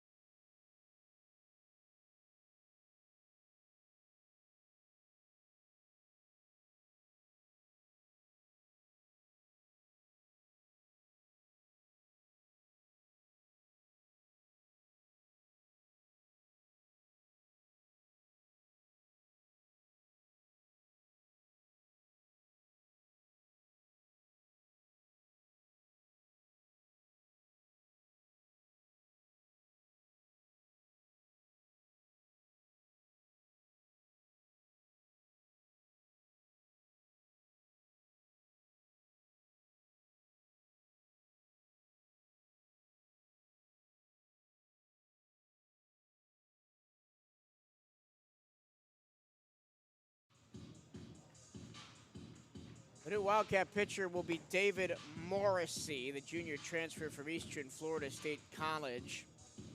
Got his first appearance of the season in the season opener against Bradley. He was the man that had to warm up quick after Harbor String Abreu went out with groin tightness after the 4th inning in a game where he was cruising along. Pitched an inning and a third, didn't give up a run or a hit, struck out 1, walked 2. Wildcats eventually walked that game off with a 2-1 victory, but Morrissey didn't spend a lot of time on the mound and was replaced pretty quickly by Barroso. He is just trying to get out of the jam here, and if they had a bad jam in the third, they got an even worse one here. Bases loaded, 1 out, 3 runs already in on the inning on the 3-run home run by Vicente Feliciano. The Wildcats have walked 5 batters in the inning, and the only out was a failed bunt that was popped up by Aris Rivera. Last year at Eastern Florida State, 15 appearances for Morrissey, 1-0 with a 9.53 ERA, just 17 innings pitched. 16 strikeouts, 11 walks. And the batter is Aiden Cohall. Cohall struck out in the second and walked in the third, ending up being stranded on first in the third. He's got Ildefonso on third, Cleveland on second, And Reyes on first after 3 straight walks, and he throws a first pitch ball. You often say in basketball sometimes that there's a lid on the basket. There's a lid on the strike zone right now for the Wildcats. Nothing has worked for anybody. As we see our 3rd different pitcher of the inning. That one's lasered to the left center field into the gap. That's going to score at least 2. Ildefonso in, Cleveland in. Stand up, 2 RBI double for Aiden Cohall. And it's 6-4, Florida International. Well, if you're the Wildcats, you obviously don't want any runs to come across, but if the bases are loaded, 1 out, you know that at least one's going to come across if you don't get that perfect pitch and perfect hit. Morrissey now having to work behind. Still have only 1 out. Double play is still... Nope, 2nd and 3rd, no easy double play. No easy double play. Here's the 9th batter of the inning, Boston Dewscoot. Dewscoot 0 for 2, a strikeout and a fly out to right. Breaking ball, low ball, 1 from Morrissey. Wildcats have gone from 4-1 up to 6-4 down in an inning and a third.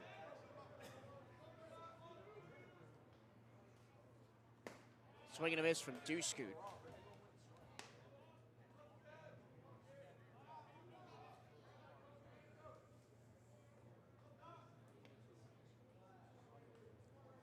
Morrissey originally out of O'Galley High School in Melbourne. That one gets away from the catcher. Here comes Cohall, or correction, here comes Reyes. He scores. Cohall goes to 3rd, and it's 7-4. And we talked about that in the opening weekend series. If that ball gets through and goes to the backstop, there's really no way that that runner is going to be stopped coming into home, just because the distance from the plate to the backstop is so large. And the ball doesn't really bounce off of it easily either. Big swing and a miss. Ball gets away. They'll throw home. Safe.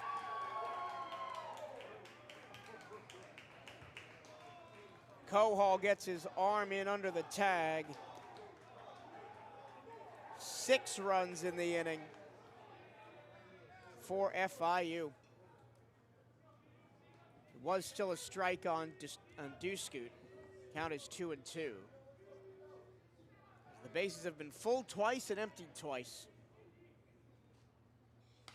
Dewscoot dribbles it down the 3rd baseline. Tough play for Martinez. He barehands it, and it's not in time on a hop. And the inning continues. FIU has batted around with only 1 out. Now batting number 26, Mario Travella. So Travella led off the inning with a walk. He came around to score on the Feliciano home run. He'll bat again.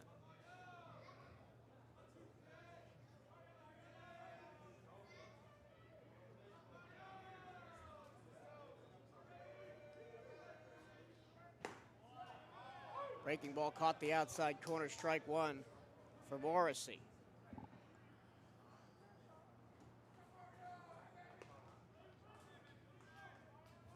Eight for FIU, 7 runs in this inning.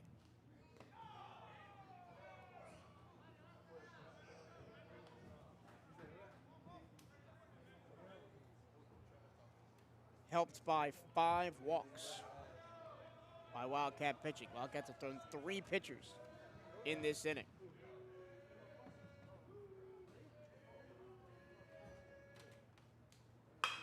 That one a swing and a drive to left. That's going to hold up in the air and stay in the yard. Darrell Lee makes the catch for out number 2.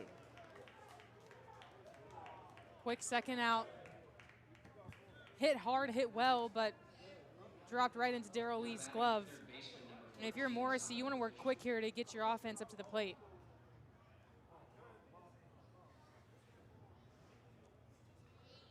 Wildcats went from up 4 to down 4 in an inning and a third.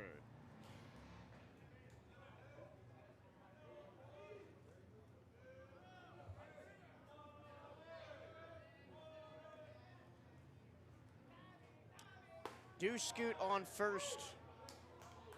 There's a strike to Samuel Fisher. Grounded out to second to end the second. Walked and scored on the home run by Feliciano earlier in the fourth, as FIU is batted around +2 now.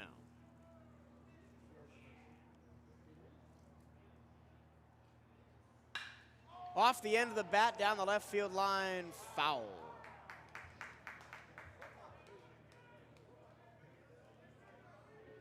And good thing that was foul too, because FIU was on their way to third. That ball had fallen into the corner. If that gets into the corner, I think that Dewscoot scores all the way from first.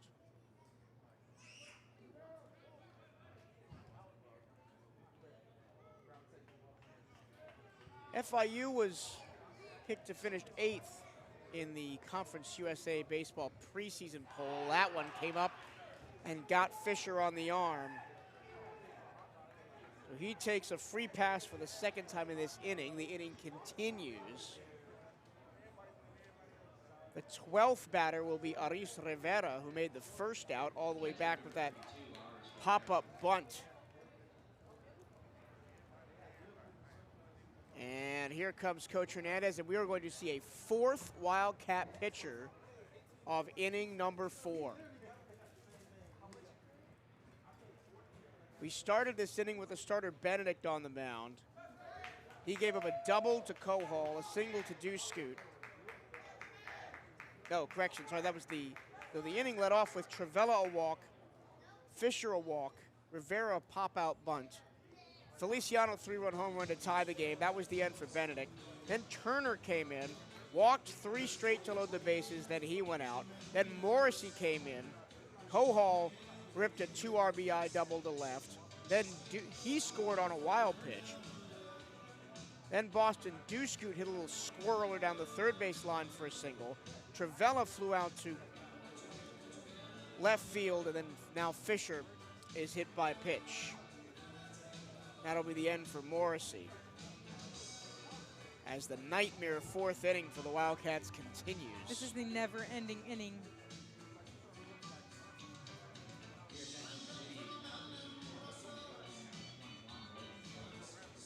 It'll be a returner from last year for the Wildcats, a name you'll remember, Logan Wirt. Now in his 2nd year with the Wildcats after 2 years at Hillsborough Community College. 3 appearances, 13 starts for Wirt. Was 0-2 with a 4.29 ERA, 21 innings pitched, 16 strikeouts, 21 walks. Was mostly a midweek guy, come in against these big schools, get some work in. Batting average against him, 224. They go back to the right-hander here. They added a 2-seam in the fall with him. And coaches have been saying that it is working very efficiently. And with the new technology and the TrackMan that it's available for these pitchers, it's really allowed them to just expand their abilities on the mound. That's kind of how they've added in these mixes for their pitching staff. And they're going to use Logan to try to get out of this jam that they have dug themselves into. Now it'll really be the job of the offense to start doing something when they get a chance to bat again. Down 8-4.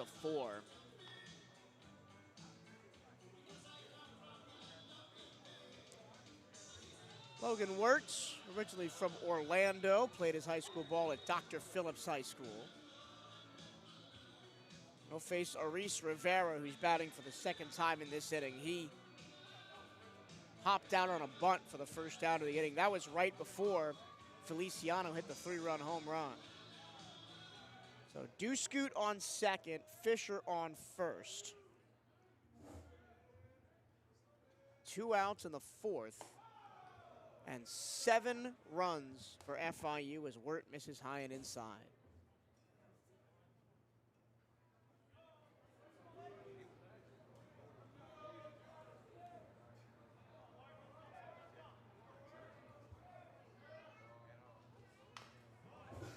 Just ahead of the breaking ball is Rivera, taps it foul. The instructions from Coach Hernandez to Wirt must be just throw strikes and get us out of here. Yeah, absolutely. Simple, to the point. Do your job and get us back to the plate. Wildcats, after that stellar first, have only had 1 base runner since. as Jordan Vargas is locked in. That was on a walk, so the Wildcats don't have a hit since the first.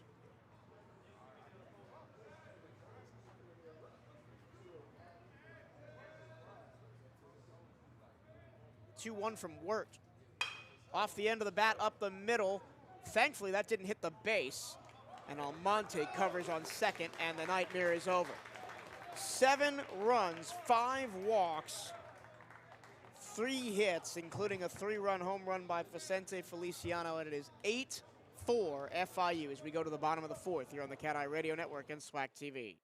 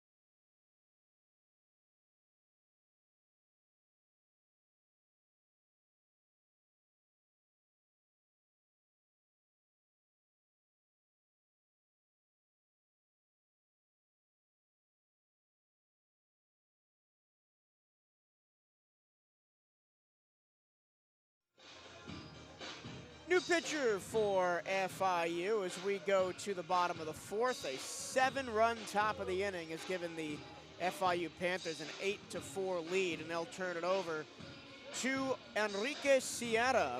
Sierra making his 2nd appearance of the season, pitched 1 inning on Saturday against Villanova. Gave up no runs, a hit, 1 strikeout, and 1 walk. Michael Lucena will stand in to face the junior transfer from Miami-Dade College. Lucena, fastball down the middle, strike 1. Originally out of Miami Western High School. There's a really high leg kick, and Lucena fouls it straight back 0-2. 16 appearances with 11 starts last year for the Sharks of Miami-Dade. 61 in the 3rd inning, 61 strikeouts for Sierra. And he's ahead 0-2 against Lucena. And Lucena swings and misses the ball, gets to the backstop. Lucena sprinting for first, and he will get there with the rare strikeout advance. Any way that the Cats can get on base right now, they will take it. And Lucena reaches first for the 2nd time tonight. Number 19, Sergio Rivera. Had a single in the 1st up the middle, and that time a drop 3rd strike that gets to the backstop, and he's standing on first. Now Sergio Rivera, who popped out in foul territory to the first base side to end the 1st inning, his first time up. He's got Lucena on first, nobody out. Wildcats down by 4 here in the 4th. Watch the strike on the inside corner.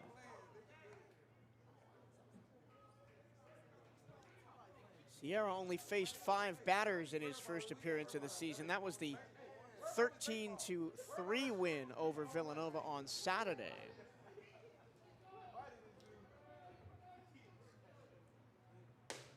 Breaking ball high, 1-1.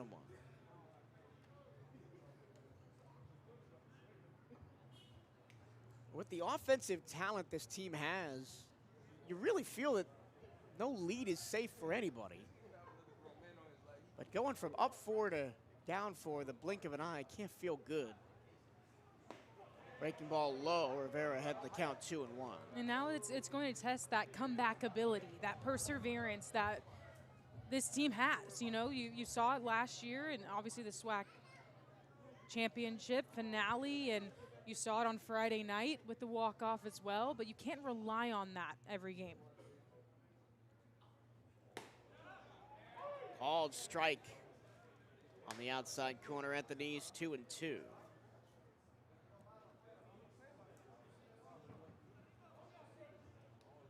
Third base, the third baseman, Fisher, is playing very deep. I'm surprised we haven't tried to see a bunt to take advantage of that here. With 2 strikes now, you're not going to do it.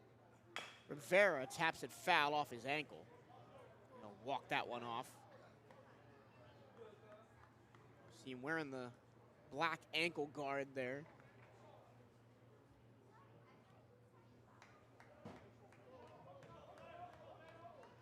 This is just the first of many midweek tests the Wildcats will face this season.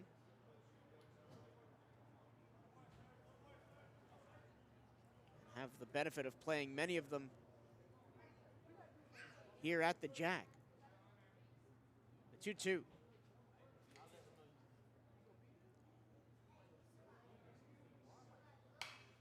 Popped up behind the plate.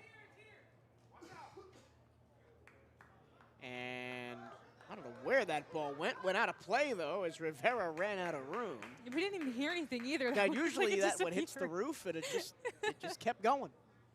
But yeah, tonight against FIU, they'll be home next Tuesday against South Florida, then at Miami, at North Florida, at Florida State, at Jacksonville, at USF. The biggest test of the season are in April, as they'll play LSU and UF on the road in back-to-back weeks.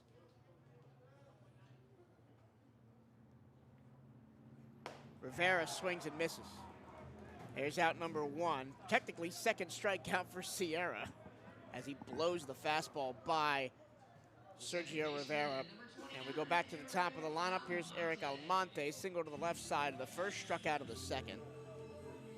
The final midweekers for the Wildcats are home against UCF, and then they'll go at Florida International and at Stetson in the month of April. So this will be a long time before these teams see each other again. April 28th before these two teams lock horns once again down in Miami. Called strike outside corner to Almonte. I'm sure there'll be a lot of changes and adjustments made by that point for both of these sides after being battle tested through their conferences. FIU owned this matchup last year and has for the last several years. That one in the dirt. Rivera keeps it in front.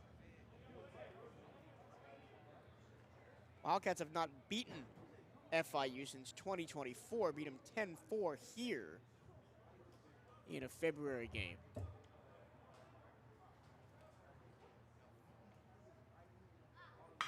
Line drive, base hit down the first base line for Almonte. So 2 on for the Wildcats with 1 out. He's hit the ball hard both times, once the right, once the left. Pulled that ball right through the gap, first and second. Lucena wanted to go third. Johnny Hernandez stopped him in his tracks, but again, Almonte continuing to get on base for the Wildcats. Now that ball was hit so hard, you could have been Usain Bolt, and I don't think he would have made it to third. That ball got the Ildefonso in right in a hurry. Breaking ball strike to Andre Martinez. Singled up the middle in the first, flying out to right in the second. That was a little off the end of the bat. Fly to right off a breaking ball. That time, he's just underneath it and fouls it back. 0-2 on Martinez.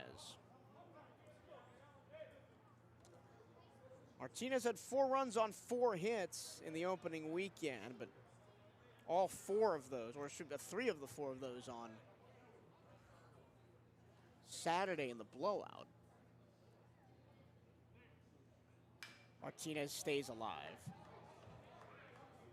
Every time Andre Martinez comes up, I'm just waiting for that first one to leave the yard, as he did 20 times last season, one shy of the single-season BCU record. I'm sure he's ready for it as well.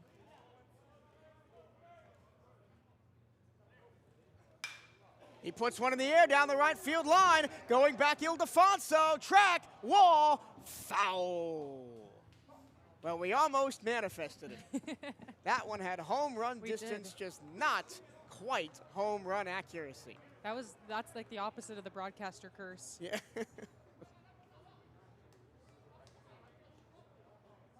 And of all the home runs that Martinez hit last year, not many of them were to opposite field. He likes to pull the ball down the third base line.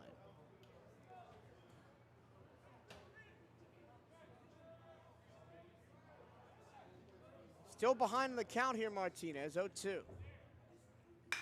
Off the end of the bat in the air to left. That's going to be caught on a line by Reyes, and the runners, will stay put. And there's 2 away. The left fielder, number 1, Darryl Lee. He got out in front of it and still made great contact, which just shows the power of Martinez there. But again, not dropped in time to move the runners or put himself on base.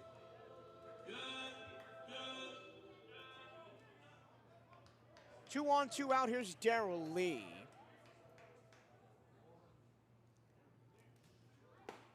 First pitch, 12-6 curve by Enrique Sierra for strike 1.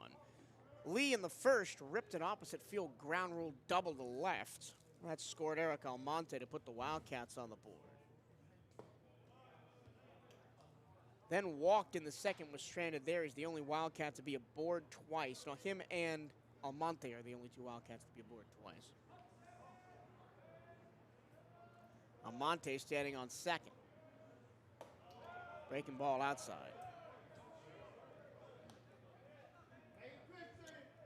Michael Lucena led off the inning with a strikeout pass ball, and he advanced to first. And Rivera struck out, Almonte singled, and Martinez flied out to left. Lee watches one in the dirt.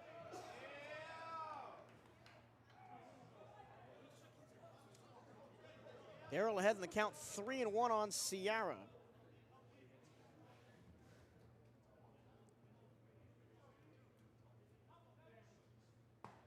And Lee watches ball 4. Tried to flip his bat, and it got caught on his batting glove and almost came back and struck him in the face. That was a weird sequence right there. Those are just the little things that they have to be so aware of, because this team is so good, but you don't want injuries and things like that to get in the way of their success. And the little things they have control over. They have to just make sure they do well. So bases loaded. Lucena on third, Almonte on second, Lee on first, 2 outs. And Jorge Rodriguez at the plate, who's 0 for 2. Rodriguez in the air! Left field and deep! Tracking back is Reyes! He makes the catch with his back pressed to the wall! Oh! A foot shy of tying the game off the bat of Jorge Rodriguez. But we go to the 5th, and FIU still leads 8-4.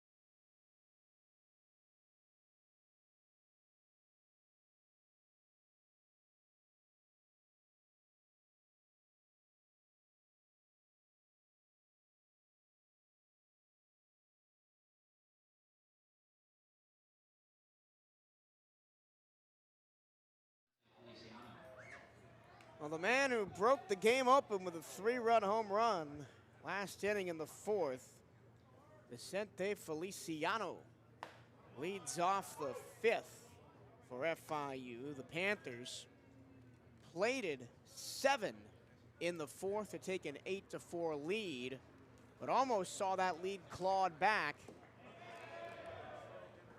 as Jorge Rodriguez was maybe a foot shy of hitting a game-tying grand slam. Unfortunately, that was the end of the bottom of the 4th. Everybody in this stadium thought that was going out.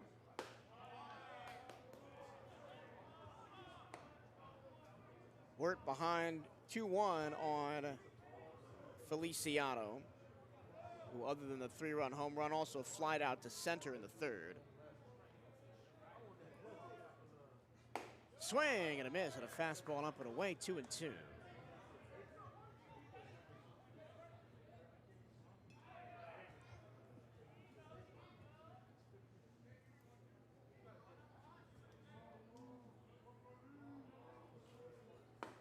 Inside and low from Wirt, count goes full. A lot of the SWAC baseball teams will be in Vero Beach down at the Andre Dawson Classic this weekend. Texas Southern, Jackson State, Florida A&M, Alabama State, Bethune-Cookman. That one is driven to right center field, and you can forget about it. Oh no, it's caught. Where'd you think? Rivera tracked it down. It came down right in front of the T-Mobile sign where it's also white out there, and I completely missed the ball. No, perfect track by Rivera, caught right into his glove. Similar spot to where Rodriguez was hit on the opposite side, right at the wall.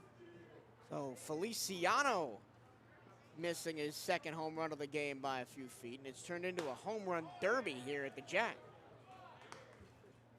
A couple of SWAC schools that are not down in Vero Beach this weekend. Prairie View A&M travels to Incarnate Word for a 3-game series.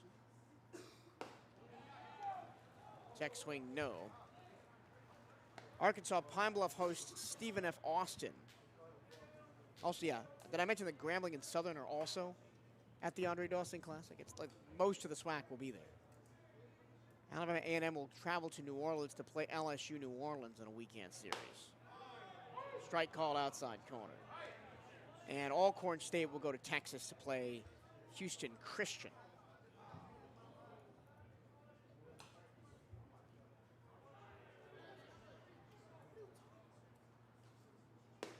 Breaking ball, strike called, as that one got in at the knees on Andrew Ildefonso. And the count is 2-2. Logan Wirt just trying to stabilize for the Wildcats after a 7-run 4th for the Panthers. High chopper behind second base. Almonte across his body. The stretch and the grab for Rodriguez, and a beautiful defensive play all around. Beautiful by Almonte to get behind the ball enough to throw that off his back foot, and then Georgie at first having to pick it at the last second. Again, a great defensive stop by the Wildcats, and Wirt goes back to work. They both get an exclamation point in the scorebook for that one. Very nice defensive play. Here's Cole Cleveland now with 2 outs. How the Wildcats would level 1-2-3 here. Cleveland is 0 for 2 with a walk and a run scored and an RBI. Flew out to center in the 1st, flew out to left in the 3rd. That was a sac fly to bring home Rivera for the first FIU run. Then the 4th was one of the was one of the 3 batters that Turner walked in his brief appearance on the mound, and ended up coming around to score on the Aiden Cohall double.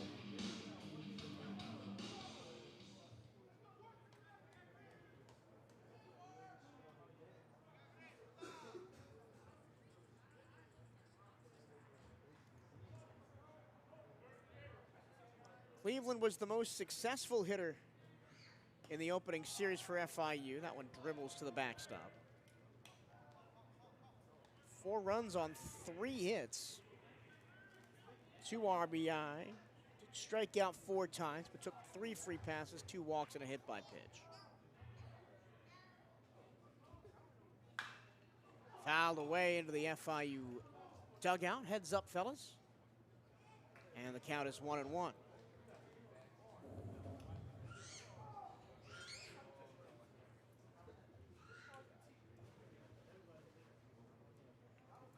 I ran through the midweek matchups for Bethune-Cookman. I'll run through the FIU ones. Here's the pitch from Wirtz.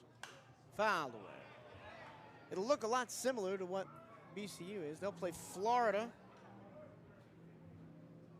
Florida Gulf Coast, Florida Atlantic 4 times, a non-conference series, then a midweek matchup in March.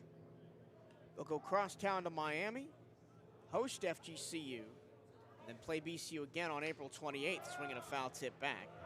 They'll play at Miami again on May 5th. That's their midweek matchups this season, as well as the full Conference USA slate. FIU's picked to finish 8th in Conference USA. Of course, Dallas Baptist runs that conference in baseball. They got 9 of the 10 first-place votes. Louisiana Tech was the other one. Kennesaw State, Jacksonville State, Western Kentucky, the rest of the top 5 preseason, as Logan Wirt gets the punch out, looking to retire the FIU Panthers 1-2-3. Well, some nice defense and a strikeout for Wirt, and the Wildcats will get back to work in the bottom of the 5th. Coming up next on the CatEye Radio Network and SWAC TV.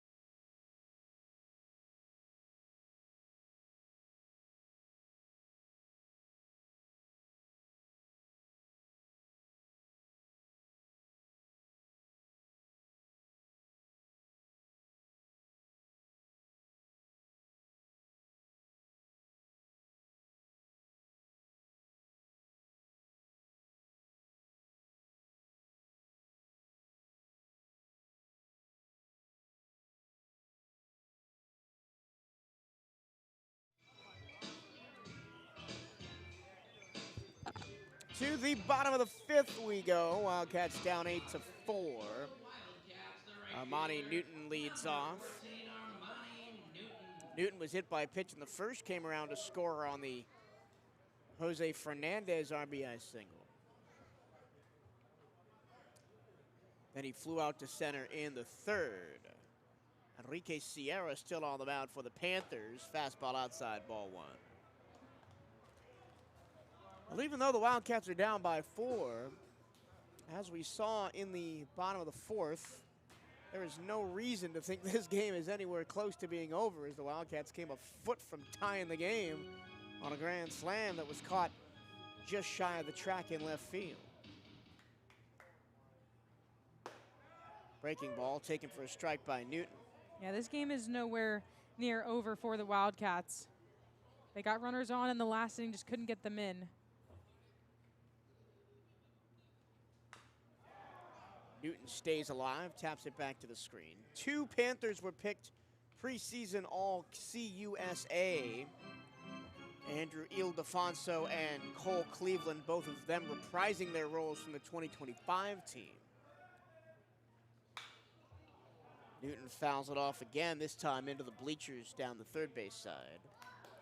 Preseason Player of the Year in the CUSA was Chayton Krause of Dallas Baptist. Preseason Pitcher of the Year, Ben Blair from Liberty. Up and away, count runs full. Of course, the Wildcats placed 9 on the SWAC preseason award watch list. Although Armani Newton, not one of them. Come someone who was a role player off the bench, pinch runner last year, has moved into the starting role for all 4 of the first 4 games of the season out in right field. He's had a fantastic fall as well. Newton got punched out at the knees. There's one away. 3rd strikeout by Enrique Sierra. Only 2 of them have actually resulted in an out, as Lucena reached on the drop 3rd strike last inning. Now here's Jeter Poyeto, 0 for 2 with 2 flyouts to right. In the first, he picked up an RBI on a sac fly, and then in the 3rd was the middle of a 1-2-3 inning. Fastball low and away from Sierra, ball 1. Bethune-Cookman picked to finish first in the SWAC. Got 12 first place votes. Fastball strike outside corner. Florida A&M 2nd, Alabama State 3rd. Grambling 4th, Jackson 5th, Pine Bluff 6th. Southern 7th, Texas Southern 8th, Prairie View 9th. Bama A&M 10th, Alcorn 11th, and Valley 12th. That one, a dribbler right back to the right-hand side of the mound. Sierra underhands to first, and there's 2 away. That'll bring up Jose Fernandez, who had an RBI single in the first, and grounded out to 3rd in the 3rd on a similar-looking ground ball that just kind of stayed fair when everybody else expected it to go foul.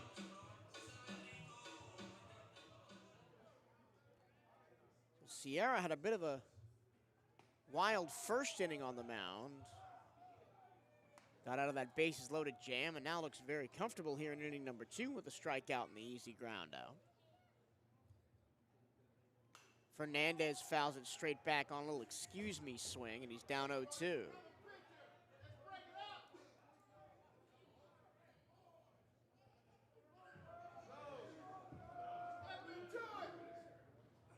Fernandez misses it. Ball pops out of Rivera's glove. This time he makes no mistake. The Wildcats go quickly. 1-2-3. We go to the 6th. 8-4 FIU here on the CatEye Radio Network and SWAC TV.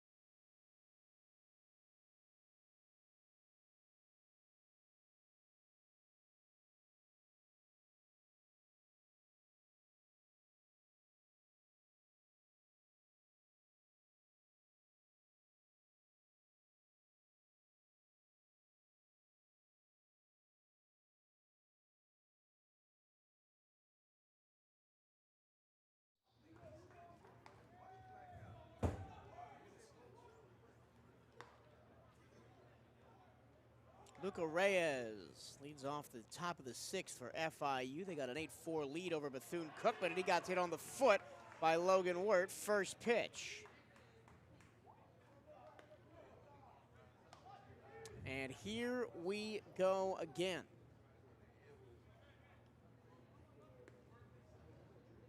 The first baseman, number 5, Aiden Kohal. It was the walks and the free passes It killed the Wildcats in the fourth. 5 walks in that inning. One on, nobody out. Here's Cohall. We're way wild on that one, and Bethune-Cookman has more action in the bullpen.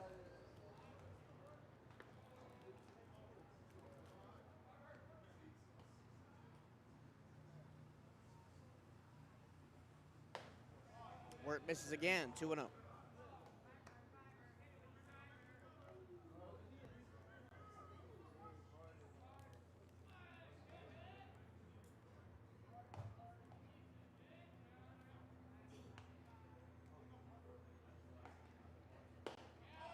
Wirt again can't find the strike zone, 3-0. At this point, I'm well used to seeing SWAC games look like this, especially Sundays. Back into bullpens, nobody can find the strike zone. Game 4 of the year against FIU. This is an anomaly to me. 2 free passes already, 2 on, nobody out. 4-pitch walk to Cohall, his second walk of the game. Johnny Hernandez has seen enough from Logan Wirt, and we will have the 5th pitcher step on the mound for the Wildcats. Follow the Cats like never before and listen to every CatEye Network broadcast live for free. Just head to bcuathletics.com/radio on your computer or mobile device to hear the hometown radio call of every Wildcat home game and select road games for free. Don't miss a second of the action. That's bcuathletics.com/radio, powered by MixLR. Nike is the official outfitter of the Bethune-Cookman Wildcats. Gear up on the newest VCU Nike gear at nike.com/Bethune-Cookman Wildcats. Make sure you are representing Bethune-Cookman University Athletics to the fullest, featuring all new items. Buy the latest BCU gear online at the Bethune-Cookman online store. Go to bcuathletics.com and click on Shop to find the newest BCU clothing and apparel. That's bcuathletics.com and click on Shop. New pitcher for Bethune-Cookman is Anthony Anselmo, a senior from Spring Hill, Florida, transfer from NAIA's Warner University. Last year, 15 appearances with 3 starts for the Royals, 3-3, with a nice and low 3.63 ERA and 42 2/3 innings. 34 strikeouts to only 8 walks, and a 287 batting average against. Likes to pitch to contact, just mostly a fastball guy, but if you need someone to come in here and throw strikes right now, and he's the man to do it. Yeah, absolutely. He's going to be a little bit more of a deceptive pitcher, Anselmo. He can throw high, but he also has that second slot low, which is very much needed. We have a reliever type of pitcher like him. Like you mentioned, that fastball, slider change as well, mixed with Anselmo, but right now they just need to get outs, and they need to do it quickly. There you see that low slot from him. Yeah, he can come over the top, or he can kind of come down by his hips, almost a sidearm motion. And it's deceptive for hitters because it's going to come at you in different ways, right? The release point up top, fastball is going to come down, but from the side and low, now it has some spin on it as well. Is there a danger of tipping your pitches when you have very different actions for your different pitches? I mean, you got the fastball up over the top, and then the breaking ball with the low arm angle. I think there always is, that chance of that happening with really any pitcher, but you have to be very cognizant of it when you're up there on the mound, because there's prying eyes everywhere on the field, especially runners at second base like FIU has right now. Luca Reyes on second, Aiden Cohall on first after Logan Wirt hit Reyes and walked Cohall to begin the inning. He is now done. It'll be the Wildcat debut for Anthony Anselmo. Ball low. His first task is Boston Duscoot. Duscoot struck out in the second, flied out to right in the third, and singled on the infield on a little tapper to the third base side in the fourth. 2 on, nobody out. He got hit right on the elbow guard, and the bases are loaded with nobody out. This is looking like the 4th inning all over again. Hit by pitch, walk, hit by pitch.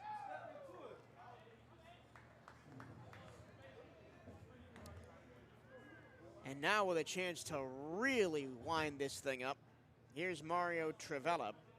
Singled left in the second, walked and scored in the fourth, and was hit by a pitch also in the fourth, as he was one of the 3 batters that batted twice in that 4th inning. And Selmo deals low, ball 1 to Trivella.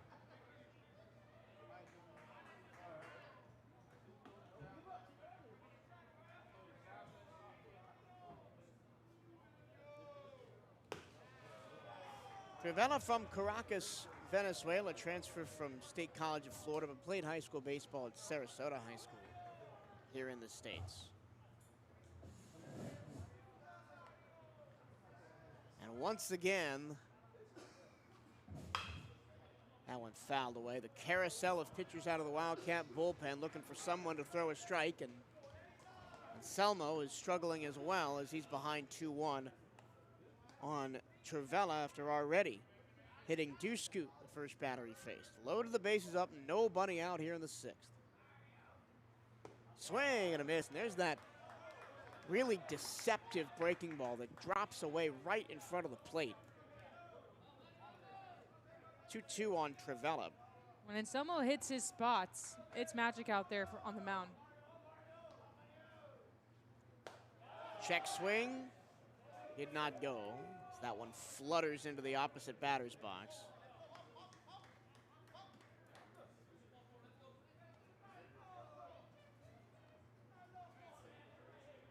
A 4-run game you'd think is still in the balance. But FIU trying to go home early here on a Tuesday night. That'll help the Wildcat cause, though. Fastball in on the hands. Trivella can't catch up to it, 1 down. That's exactly why Anselmo's so dangerous. Full count there, bases loaded. He just goes right at the batter. Fastball down the middle. Gets him to swing. Now it's Samuel Fisher. Breaking ball doesn't catch the outside corner, 1-0. Fisher grounded out to second in the second. Walked and scored in the 4th, and also was hit by a pitch in the 4th. He was actually the last out of that 4th inning on a 4U, unassisted by Almonte at second on the fielder's choice by Aris Rivera, who's on deck. Fouled that one away, 1 ball, 1 strike.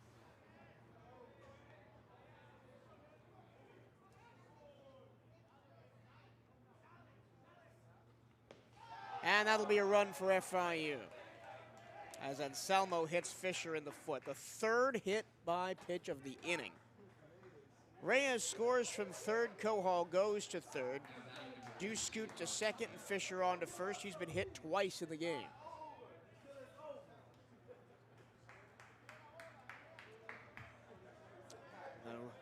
Our new score is 9-4 FIU.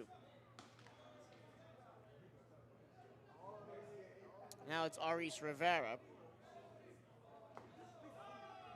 who was at the plate for 2 of the 3 outs in the 4th inning.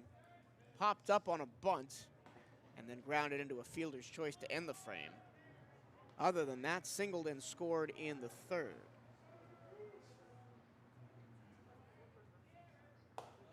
Fastball upstairs.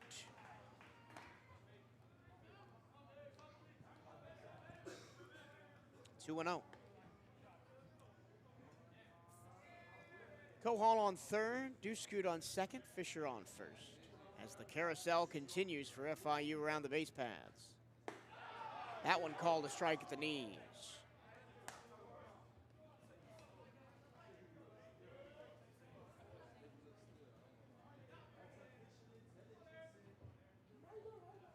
One away here, top 6. High fly ball, right field. Newton camps under it, makes the catch. Sprinting home is Kohal. The throw is not in time. And it is 10-4 FIU on the sac fly. And once again, FIU just continues to play simple, smart baseball. Sac fly, run in. Working the count to get walks. taking a hit by a pitch and getting on base. Well, with 4 free passes in the inning, and you have the bases loaded, nobody out, if you only give up 2, you actually don't feel that bad. Right. Here's Feliciano with the 3-run home run that tied the game back in the 4th. Breaking ball strike to him. Other than that, he's flew out to center twice. I thought he had a second home run in the 5th, but Rivera caught up to it just at the wall.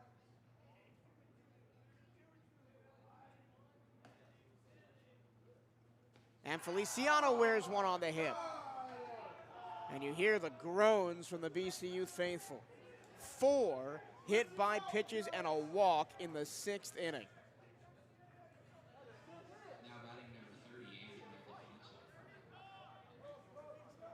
Anthem. Bases are loaded again. Scoot goes to 3rd, Fisher to 2nd, and Feliciano to 1st. We're back to the top of the order with Andrew Ildefonso.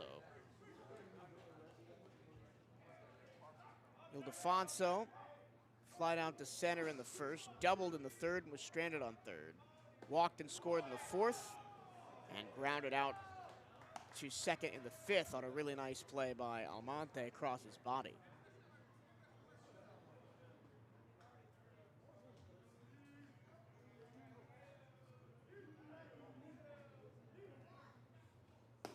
And Selmo misses down and away.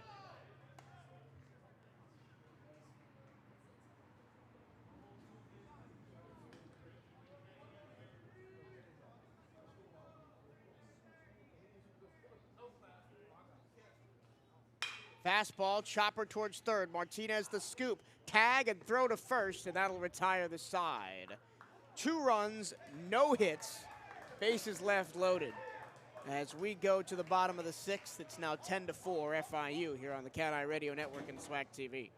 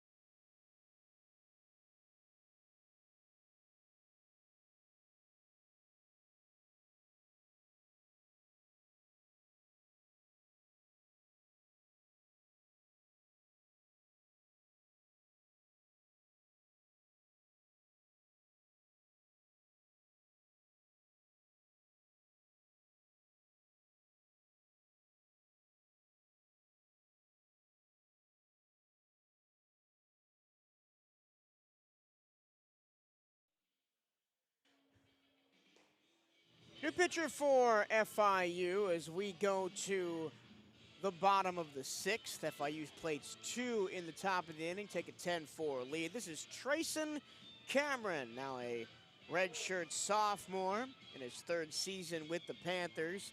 Last year was tied for the team lead in pitching appearances for FIU with 23. Through 35 and a 2/3 innings, 37 strikeouts, a 1-2 record.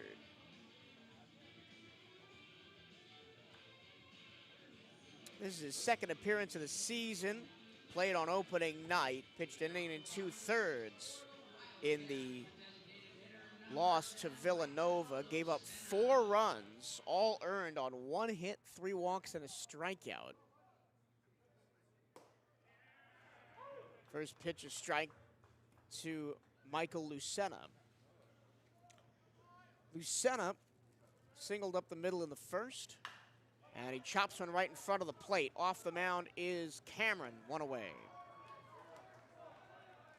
Lucena also struck out, quote unquote, then reached first on a ball that got to the backstop. Ended up being stranded on third as the Wildcats stranded the bases loaded in the fourth.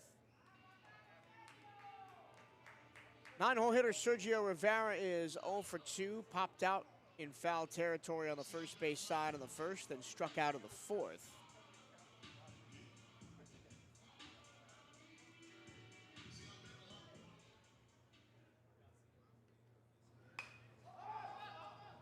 Tried to bunt his way on and fouled it away. Trayson Cameron, originally from Vero Beach. His cousin Xavier Nady is a former MLB player. His another relative, Troy, also played professionally.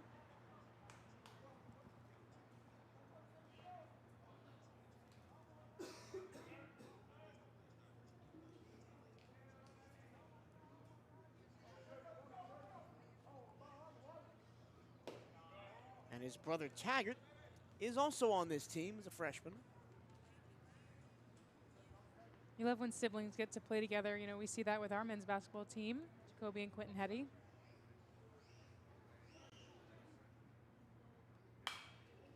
Fouled away by Rivera, 2-strike count. The Wildcats fell twice over the weekend. One's in a low-scoring contest, 57-55 to Alcorn State, a game they led most of the way, and Alcorn just nipped them at the end on a tip-in with 5 seconds left. Then a high-scoring contest against Jackson State where multiple players scored over 25. Daniel Ruzan and Jacoby Hetty combined for 50. There's a long drive base hit under the glove of Fisher.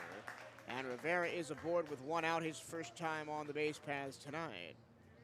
If the Wildcats are looking for somebody to reignite their offense, it's Sergio Rivera. He does just that, drilling that one right under the third baseman's glove in Fisher and getting himself on base.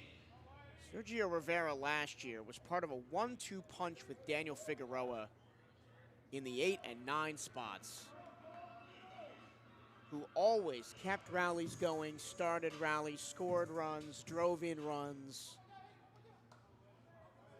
We caught ourselves saying so many times on the run to the championship last year as that ball goes down and into Almonte, just get to the bottom of the order and we'll be fine. Of course, Figgy graduated. He's not on campus anymore. Sergio Rivera trying to keep that momentum going. Almonte pulls a bunt back, takes a ball upstairs. It was just a kind of magic about last year's baseball team. It felt like they could win from anywhere, through any position, come back from anything. Fastball strike on the inside corner, 2-1. They're going to need to tap back into that mindset here in this game. It just feels really flat right now from the dugout to the field. They really need some energy for an offensive spark. Fly ball to center. Rivera was trying to get to second. He'll have to retreat to first as there's 2 away. Cleveland makes the catch. Now here's Andre Martinez. He's 1 for 3. Now batting number 36, Andre Martinez. Singled in the first and scored, then flew out softly to right in the second, then in the fourth, hit a high fly to left that off the bat looked like it might clear the yard. Fastball strike outside corner. Martinez turns away like he doesn't agree. I don't really agree either, and Coach CatEye is going to come out to talk to the Wildcats superstar slugger.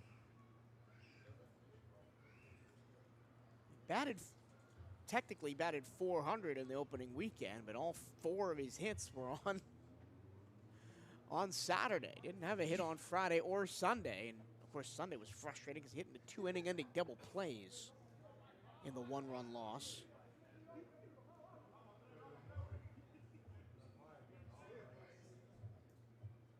He bats now with Rivera on first and 2 away in the 6th. Wildcats down a lot. Ground ball to short. That's a fastball fielded by Travella. That'll end the inning.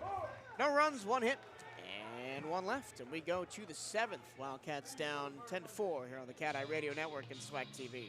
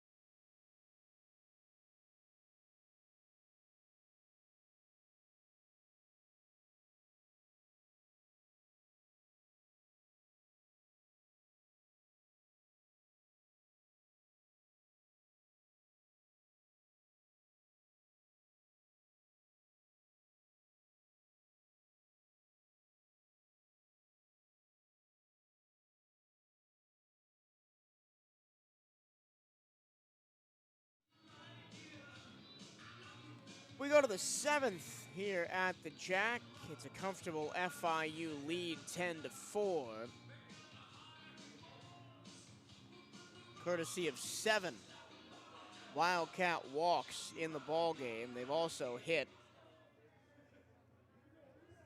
5 FIU hitters, 4 of them in the last inning, and 3 by Anthony Anselmo, who remains on the mound to face Cole Cleveland, the only Panther who didn't bat last inning. Swing and a miss as the ball gets away. Anselmo threw 20 pitches. He came on with 2 on, nobody out after Logan Wirt hit a batter and walked a batter. Then he hit a batter to load the bases, struck out Trivella, hit Fisher to bring in a run, gave up a sac fly to Rivera, hit Feliciano to load the bases, then got Ildefonso to ground out and only give up 2. FIU has 10 runs on 6 hits, so for the second time, Bethune-Cookman well down in a game, but has out-hit their opponent. They have 4 runs on 7 hits. High pop, foul territory, first base side. Rodriguez secures out number 1. Perfect first out for the Wildcats. That's exactly what they needed to do right there. Easy pop-up, infield fly. Get back to work. Luca Reyes has scored 2 runs tonight, but does not have a hit. He's hit twice and walked once, scored in the 4th. Came home on a wild pitch.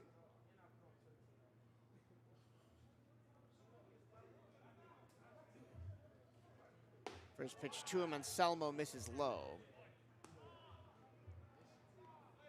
Wildcats do have someone in the bullpen, but not throwing, just kind of standing out there.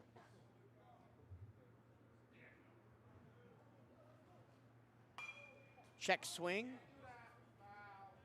Fouls it into the Wildcat dugout. Despite the walks for the Wildcats, it's been a much better game defensively. Neither team has an error. Of course, the errors are what plagued Bethune-Cookman on Sunday in their loss to Bradley 7-6.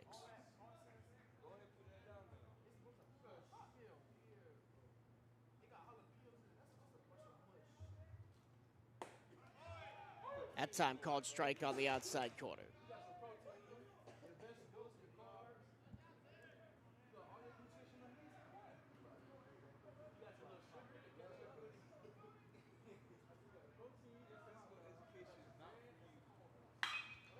Line drive, base hit, first base line. That's going to get to the corner. Turning for second is Reyes. He stumbles and makes his way back to first. And it'll only be a single. Newton doing a good job there of cutting that off before it got to the wall and getting it in quickly, so there wasn't a chance that he could go two there. FIU would love to put 3 runs on the board here and potentially go home early. I guess they would need 4 to make it 10.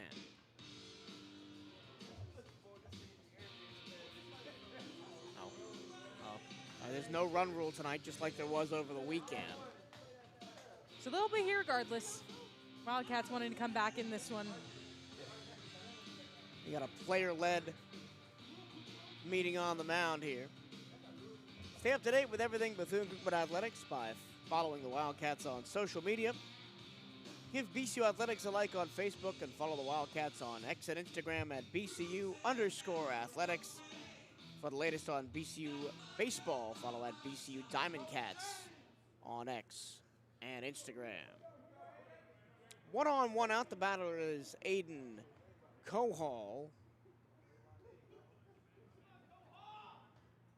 Kohal struck out of the second, walked in the third, hit a 2 RBI double in the fourth. He came around to score as well, then walked and scored in the sixth.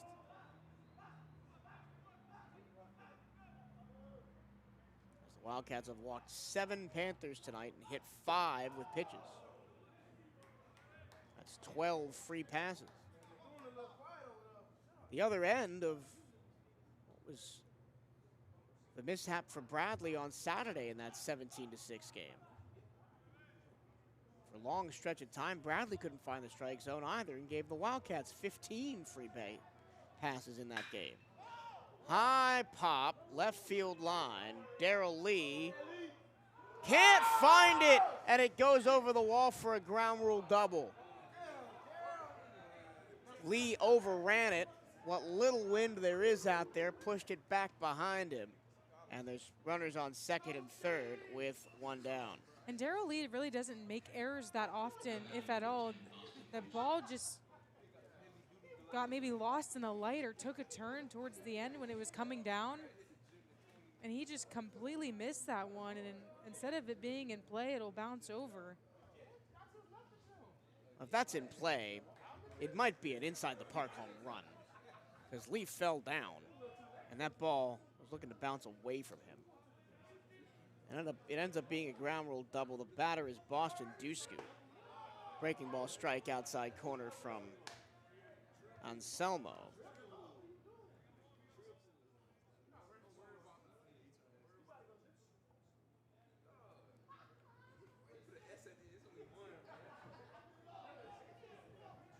Wildcat infield in, trying to cut something off at home plate. Ball in the dirt.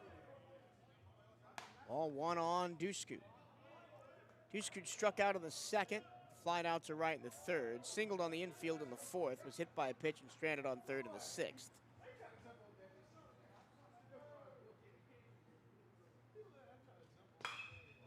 He picks that one off the turf, sends it out to right. Making the catch is Newton. But it's going to be an RBI as Reyes comes in, and it is 11-4. The shortstop, number 26. That was very Vladimir Guerrero-esque. He was just sitting on that pitch ready for it and hit it pretty well out into right field. Newton did a good job of tracking it back. And we're going to get an argument from FIU head coach Rich Witten that ball bounced.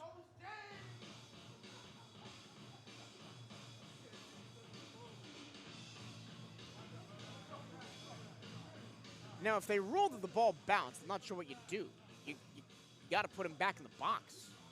Right, does that just... Because if that ball bounced and was in play, everybody acted like Newton caught it.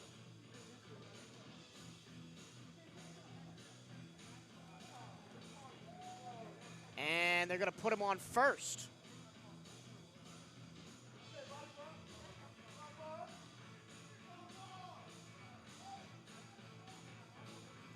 So now Coach Hernandez angry. So Duscoot will be credited for a single, as the umpires ruled that that ball bounced right after it was hit and bounced high in the air enough for Newton to catch it out by the warning track in right field. This is not the Wildcats' night. Not at all.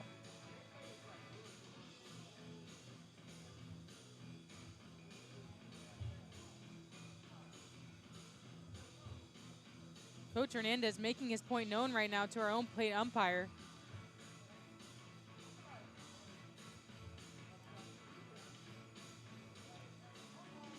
Of course, it's the cliche that every time you watch a baseball game, you see something new. I can very clearly say that I have never seen that before. A ball that was ruled caught in left field is going to end up being a single. Because they say the ball hit the ground right after it hit the bat, as Duscoot swung, almost looked like a golf swing, all the way down near the dirt.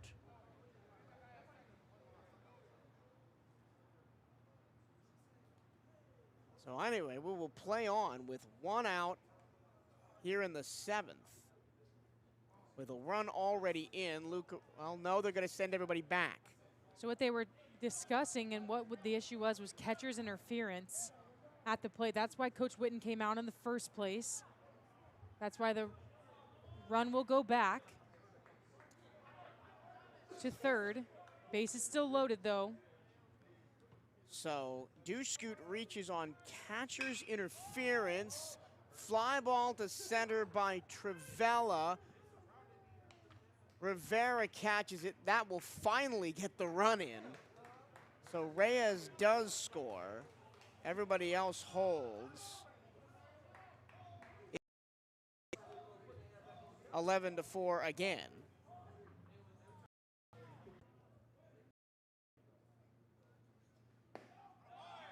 Breaking ball low. 2 out.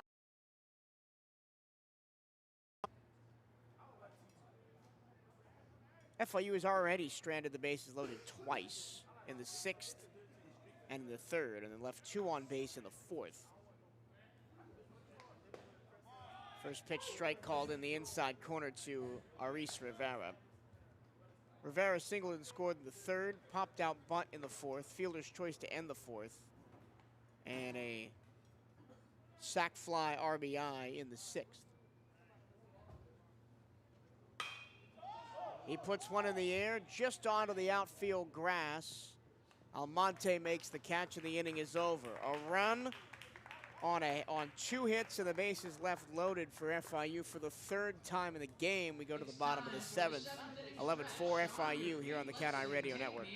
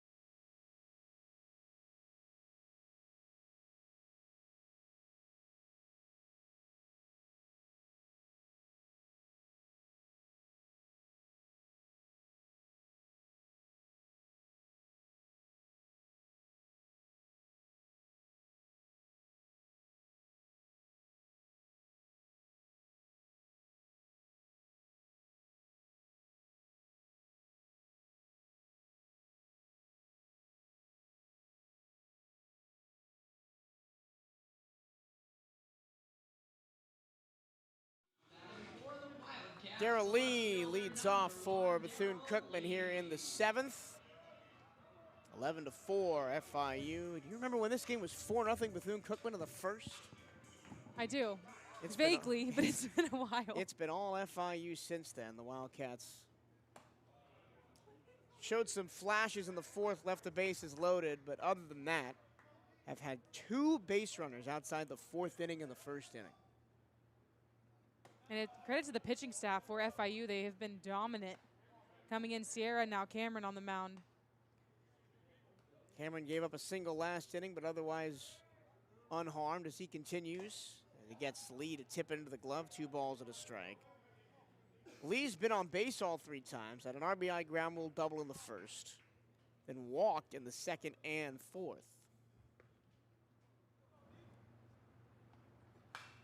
Fouls it away, 2-2.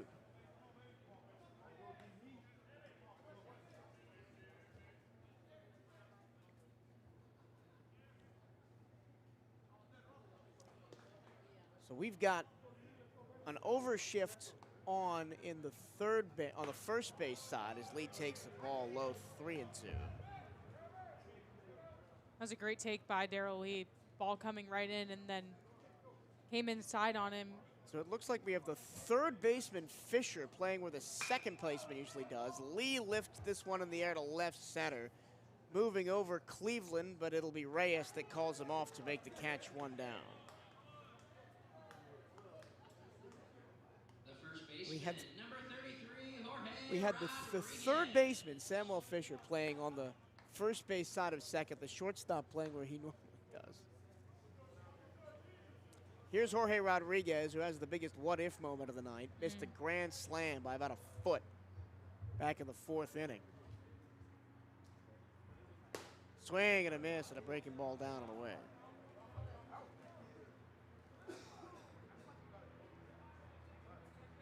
Right now, it's not going to be a one-hitter's game. They have to just continue to tack on hits here. They have to start somewhere.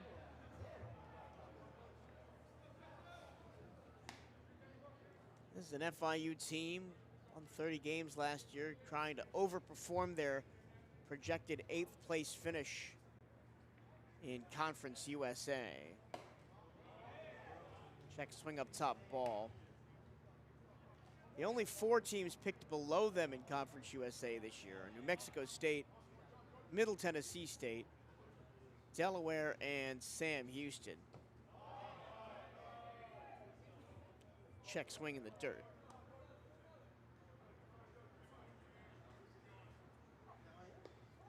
Conference USA has one of the oddest geographic footprints of any conference. That one off the inside of the bat, dribbled toward 3rd, charging is Fisher, and he'll get the slow Jorge Rodriguez for out number 2. I am an alumni of Conference USA, so I understand that travel. I played soccer at Kennesaw State and had to go from Kennesaw to New Mexico at one point in our season, and it's a doozy. It's a doozy for sure. Stretches as far west as New Mexico. Used to have UTEP in there before they moved to the Mountain West, I believe. The Mountain West or the WAC, one of the 2.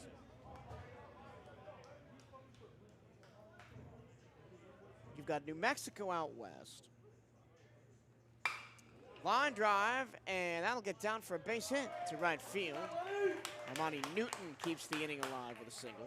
UTEP, as of right now, still in Conference USA. They'll join the Mountain West But this they year. don't have baseball. Yeah, it's one of the most shocking programs to not have baseball in the country. How are you in Texas and don't have a baseball program? I know. But Conference USA, as far west as New Mexico, is now far northeast as Delaware, as the Blue Hens joined this year from the Colonial, and as far south as Miami, FIU. Yep.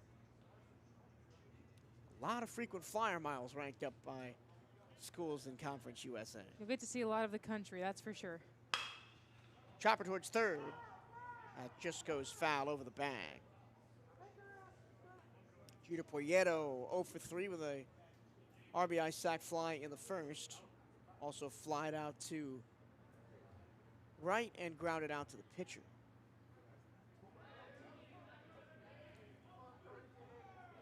Not quite as geographically egregious as the new Big Ten, but close.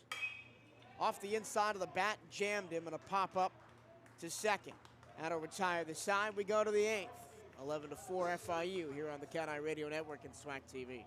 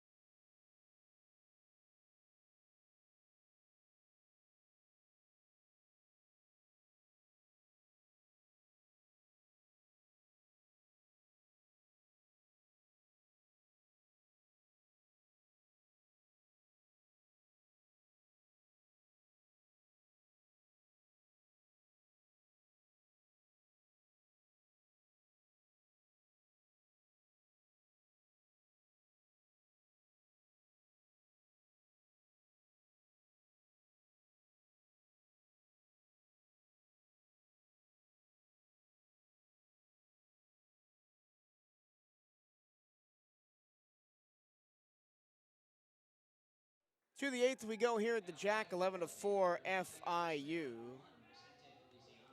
Vicente Feliciano will bat for the 5th time tonight. He'll face a new pitcher for Bethune-Cookman. It's the first appearance of 2026 for Julian Carrasquilla. First pitch, breaking ball, strike. New catcher as well, as the freshman Jacob Estrada takes over behind the plate. That one is crushed to right field and deep. That is on to the top of the clubhouse. First time we've seen somebody hit the roof of the clubhouse this year.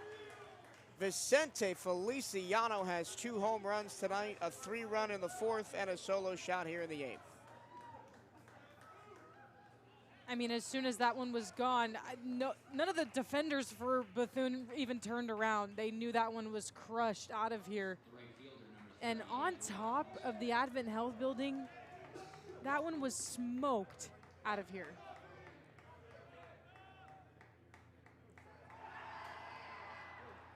Feliciano now has 3 home runs on the season, had 1 on opening weekend and now 2 tonight. That one grounded towards short, fielded on a hop, and the play made by Poyero one away.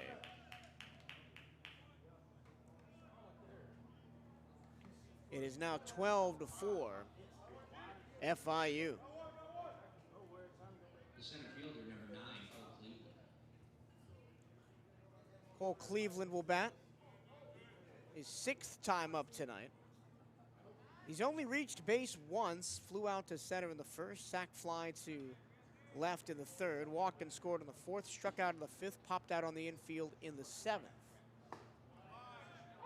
First pitch, a strike outside corner to Cleveland, who, along with Andrew Ildefonso, was named preseason All-Conference USA.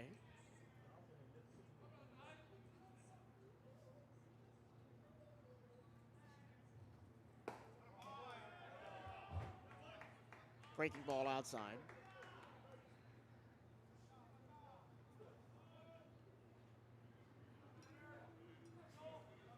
A little bit chillier here at the ballpark than it was at the start of the game. It's started at around 70. There's a breaking ball, swing and a miss. Strike 2 on Cleveland. Probably dipped into the high 50s. This Florida girl feels like it's in the 30s, 40s. It's a lot colder in Milan with the Winter Olympics going on. It is. They're dealing with snow. They're dressed for it, though. Swing and a miss. Carrasquilla gets Cleveland to go down. Carrasquilla last year is a big strikeout guy. Just 16 innings, but 17 strikeouts for Carrasquilla out of the back end of the bullpen. He was 0-1 with a 3.31 ERA. 2.04 batting average against. Do you have a favorite winter Olympic sport? It's got to be curling. We talked about this on the podcast a couple weeks ago. We did. I did talk about my love for curling. And thankfully, curling is on all the time. It is. Every time. It really is. If you want to watch the Winter Olympics, there's always curling on because at the first week, it's mixed doubles. And then the men's and women's tournaments go on simultaneously for the last 2 weeks. Ball outside. And there's only 4 sheets of game ice, so the men and the women have to alternate. That's why it takes so long.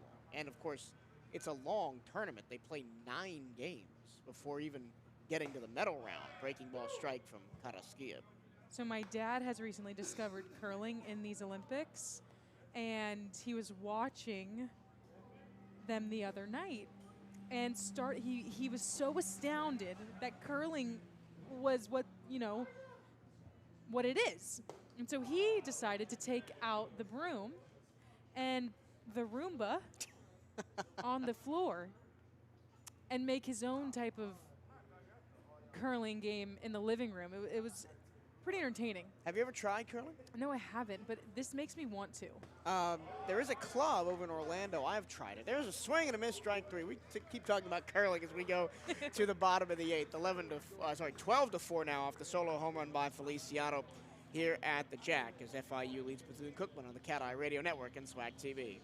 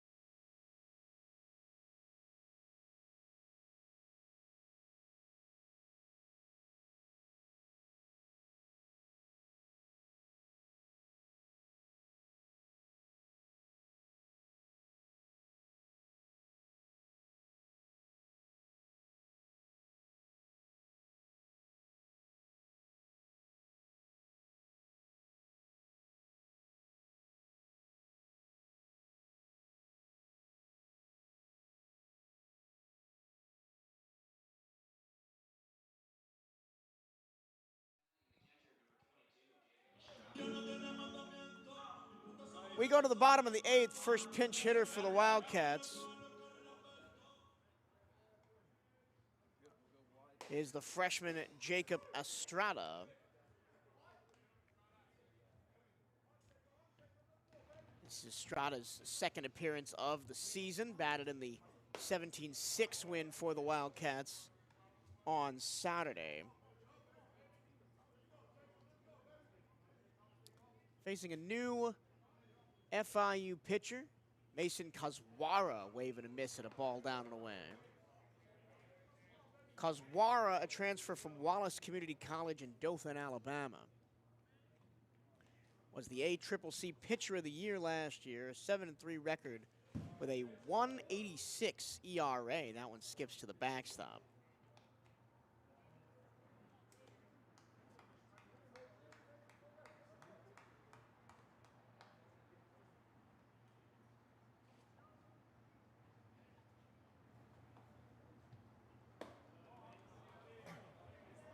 Strata head 3-1. You have a favorite Winter Olympic sport? I think everything about it is cool because I could like never do any of them, honestly. Strata fouls it back over the grandstand, 3-2. Not that I could be an Olympian in the Summer Olympics as well, but I think the Winter Olympics are just so fascinating to me. I think ice skating is beautiful, very rhythmic. Inside ball 4, Strata takes a walk.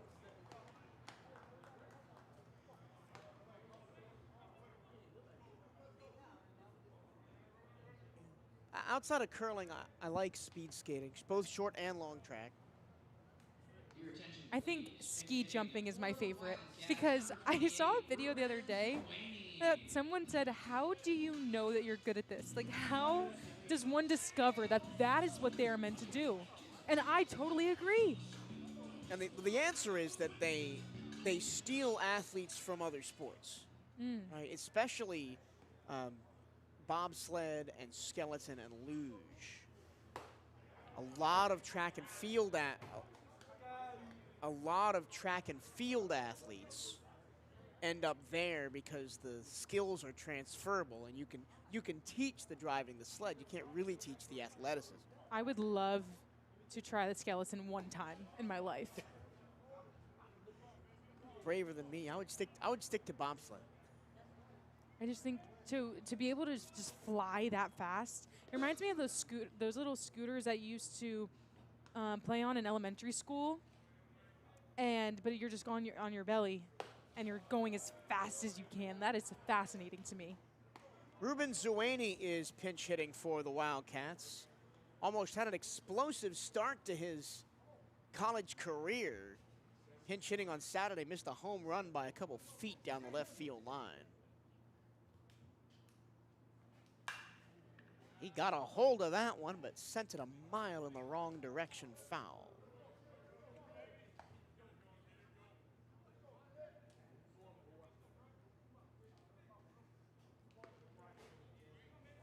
Zueni, very wide shoulders, listed at 6'3", 195. Takes a ball outside. Count runs full 3-2. The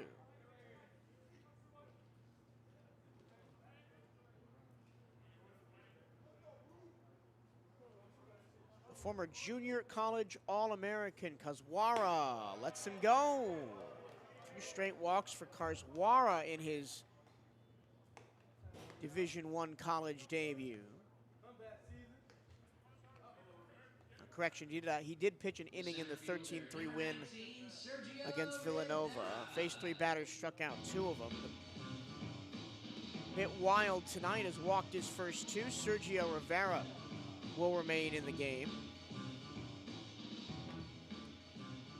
Rivera popped out on the infield in the 1st, struck out on the 4th, and singled left in the 5th.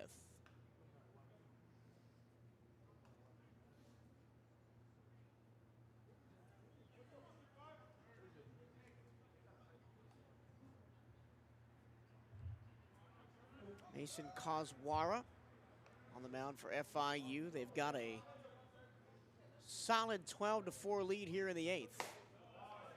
Fastball down the middle for strike 1. We talked about the Winter Olympics.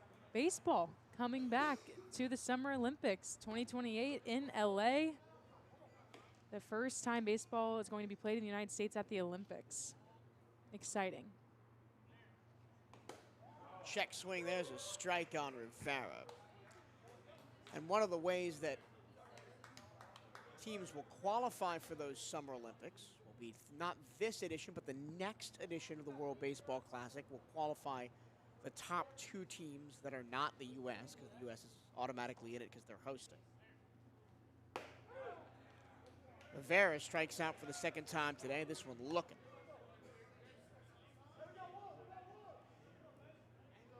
And we have more substitutions for Bethune-Cookman as Pinch hitting for Bethune-Cookman, number 9, Giancarlo Chicano. J.C. Chicano will pinch hit.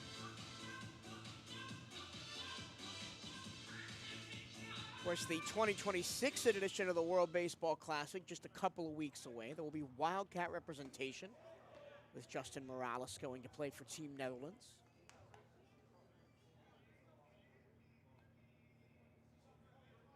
So excited for that interview to come out with Justin Morales and I. Such a well-rounded kid. I'm really excited to see him on the international stage. He's played with Team Netherlands before, representing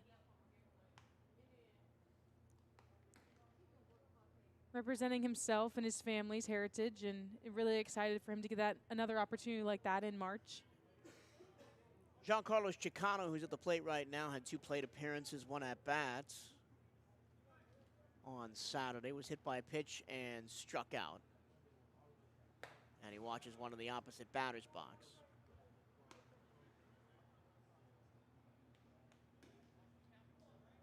Now, I love the World Baseball Classic. I think it's one of the best events on the world sporting calendar.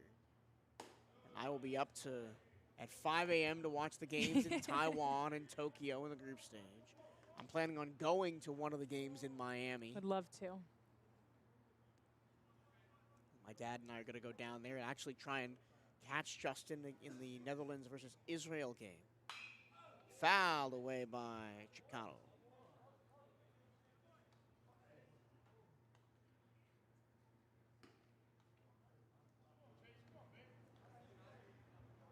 Wildcats have scored all 4 of their runs back in the first inning. And have gotten nothing since. This is the first time they got a runner in scoring position since the 4th. And that was when they stranded the bases loaded. Chicano strikes out for out number 2. And here's Andre Martinez looking for something, anything, as he's 1 for 4. A single and a run scored in the first, but then flied out twice, once to right, once to left, and grounded out to shortstop.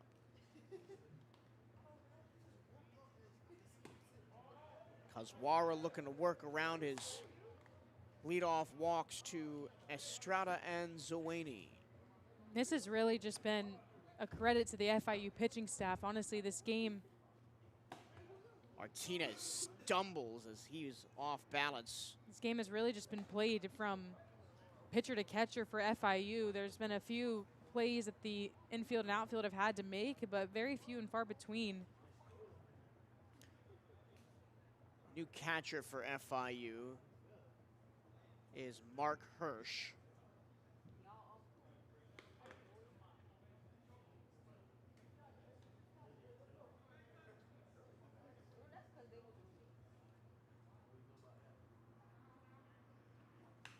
Foul back to the screen by Martinez. I think the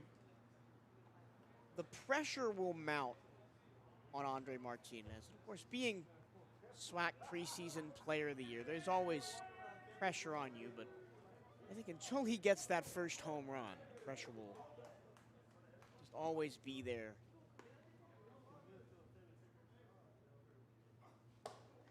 Has to duck out of the way of that one. And he's known for his power hitting, right? He's not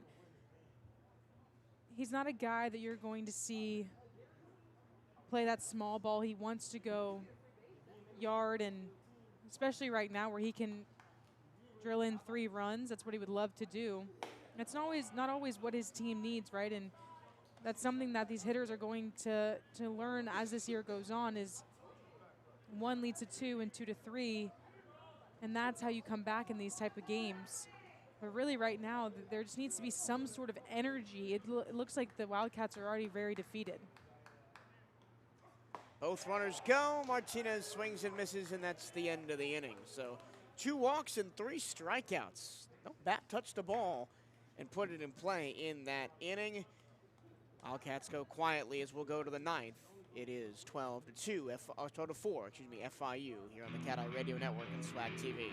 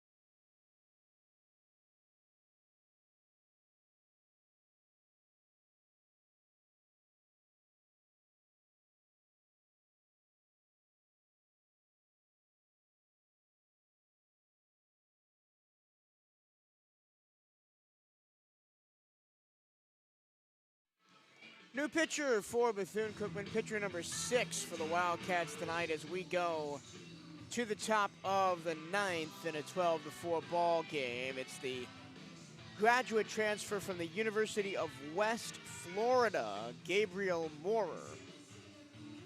Last year for West Florida, 11 appearances, 3.27 ERA, 11 innings pitched, 8 strikeouts, and 8 walks for Moorer. As the benches begin to empty for FIU as well. Aiden Cohal's night is done. As this is Enrique Alvarez, the senior from Miami, transferred from Dyersburg State.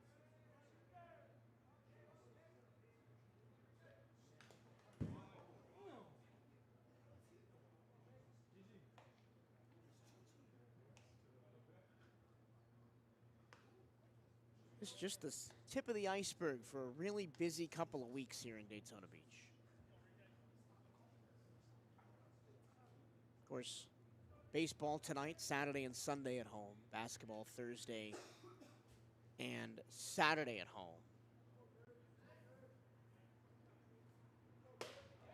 Slicing through the zone for a strike on Alvarez. But also, women's golf starts their spring season on Monday. That preview is on the YouTube channel and all social medias already.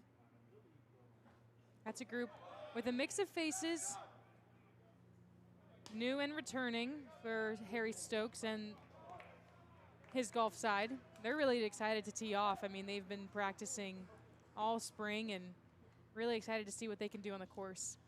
Scoot's night is done. He will be replaced by the senior Kyle Kohler.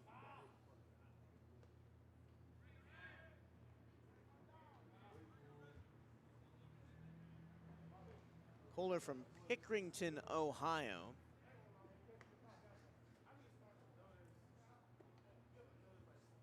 Played against BCU last year, one of only 9 appearances for FIU. So he plays against the Wildcats again a year to the day after he got his first FIU hit against the Wildcats at home last year. Made 2 starts last season against Florida Gulf Coast and Kennesaw State. Swing and a miss. Before that was at Cuyahoga Community College, an NCJAA first-team All-American and Ohio Community College Player of the Year.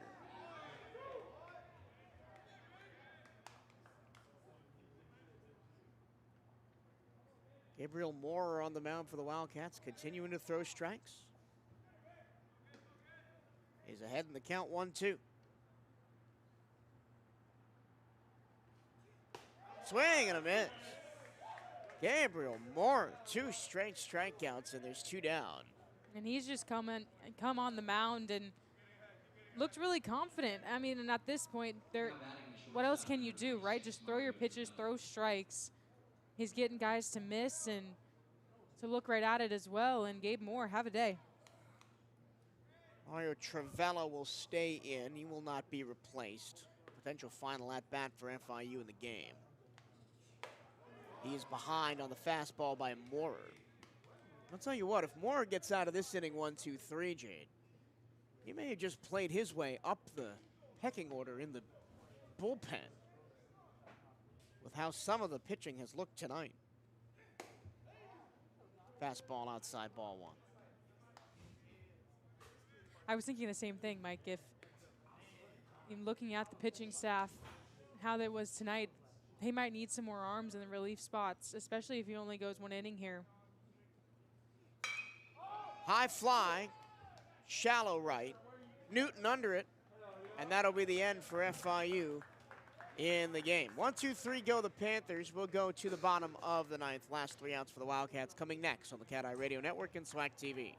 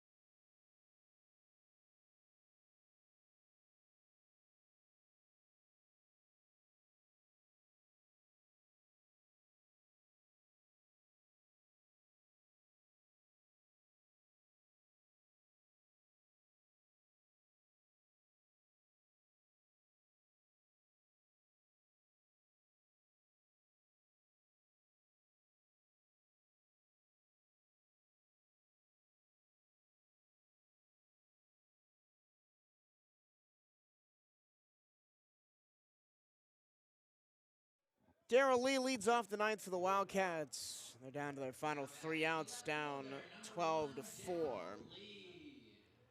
Wildcats started this game with so much promise, played at 4 in the first, but have not found anything since, and a 7-run 4th for FIU.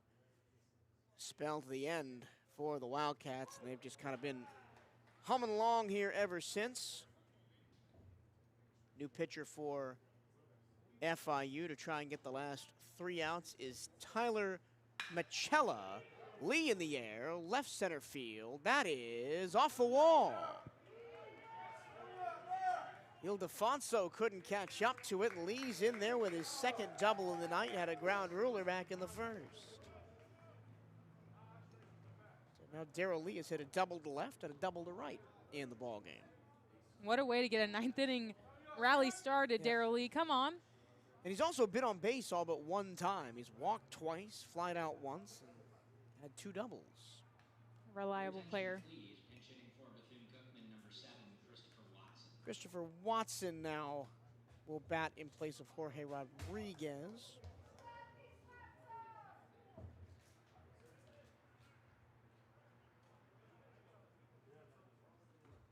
Watson swings and misses at a knee-high strike.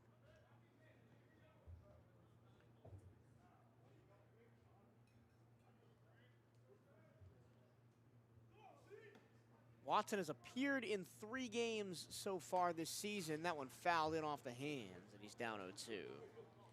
Has scored 2 runs as a pinch runner, but walked in his only plate appearance back on Saturday. He's down 0-2 with Lee on second.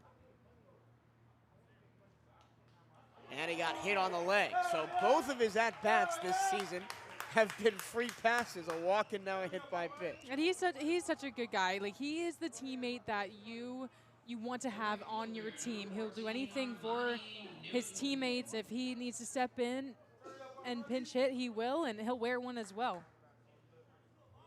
Here's Armani Newton now 2 on nobody out of the 9th. Newton was hit by a pitch in the first, came around to score on the Michael Lucena RBI single. Then he singled to right in the 7th and was stranded there. Wildcats have the bases loaded in the 4th, had a chance to tie the game at 8, but a potential grand slam fell about a foot shy of the wall for Jorge Rodriguez. Ever since then, the Wildcats have had 2 hits, well now 3 hits with Lee's double in this inning. Smack to center. Going back is Cleveland. He reaches up and make the catch. That'll advance Darrell Lee to third. So runners on the corners with 1 down. Well hit by Newton. Yeah, that was blasted straight away center field. I thought it was going to go farther than it was, but this dead air brought the ball right down, and fantastic piece of hitting by Newton. Moves Darrell Lee over. Chris Watson still at first base. Jeter Poyeto bats now. He's 0 for 4. Had a sac fly in the first, flew out to right in the third, grounded out to the pitcher in the 5th, and popped out to the shortstop, or the second baseman, excuse me, in the 7th. And we're going to have a meeting on the mound, and we're going to have a change of pitchers.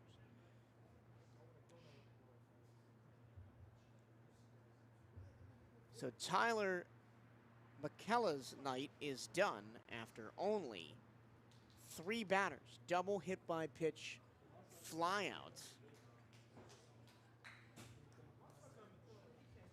We will have another FIU pitcher enter the ballgame. I didn't even write McKellar down in my scorebook. That's how quickly he was in and out of there.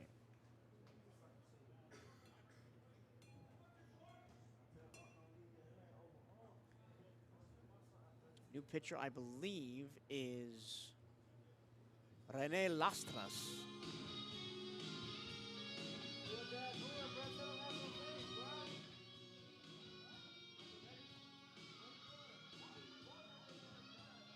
Rene Lastras has good history against Bethune-Cookman. Hit a grand slam against them last year in the 10-0 win back in February down in Miami. Played in 8 games in the field. Had a season-ending injury, unfortunately, after the month of February, Rene Lastras. You said that the two-way player is a rare thing in college baseball. We've seen 2 of them tonight. FIU's keeping them all to themselves. Trace and Cameron, and now Lastras.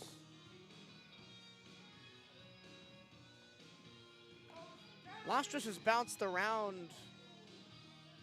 First 2 college seasons at Florida in 2022 and 2023. Just played 9 games as a freshman and 11 as a sophomore. Then in 2024, jumped to Charlotte, where he played in 35 games for the 49ers. And of course, last year at FIU, missed most of the season with that injury. UNC Charlotte is one of the most beautiful campuses that I've seen. It's quaint, but the city around it has grown so much, and it's very much a cornerstone of that community now. It reminds me a lot of Georgia Tech, which is kind of just in the middle of downtown somewhere, and you won't know you've hit it until you're there and you see greenery and brick buildings. I like to think of UNC Charlotte as like a little hidden gem. Gina Poyeto batting, 1 out in the 9th. Runners on the corners for the Wildcats, trying to make a late push to score some runs. Poyeto chops it foul over the head of Darrell Lee. Heads up down there. Quick reflexes by Lee. Would hit the deck. Rene Lostros, originally from Hialeah, so from the Miami area.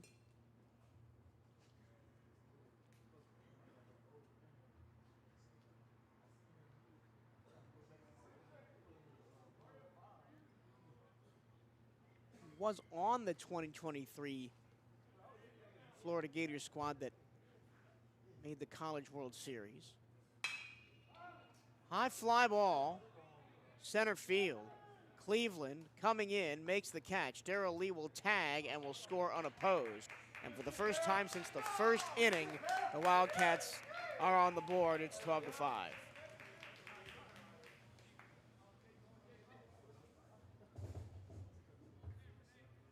So 2 sac flies for Gito Poyeto. He's driven in 2 of the 5 Wildcat runs. The catcher, number 22, Jacob Estrada. Jacob Estrada will have his second AB. Walked his first time up in place of Jose Fernandez. FIU 1 out away from closing out a trip to Daytona Beach, but they're going to have to wait a little bit longer, as there's a single to right center. And the first collegiate hit for Estrada. And that was a great piece of hitting. Just got that ball right down the middle, straight away center field. Again, see, first pitch, swing, and he hits it. These hitters are going to continue to have that green light. Here's another batter looking for his first collegiate hit, Ruben Zueni. Trying to keep this game going. We've passed the 3.5-hour mark here on Tuesday evening. A long drive back for FIU, about 5 hours back down to Miami.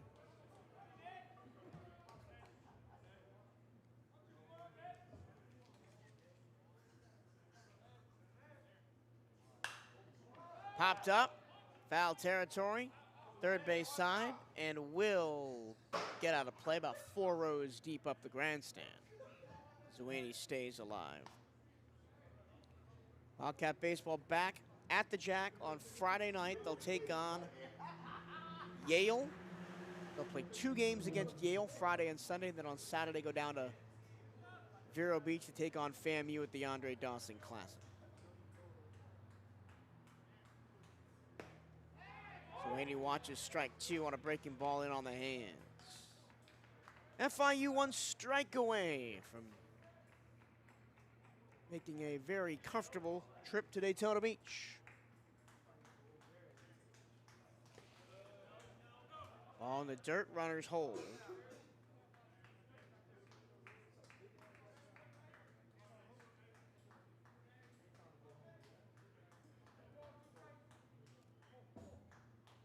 Two-two the count.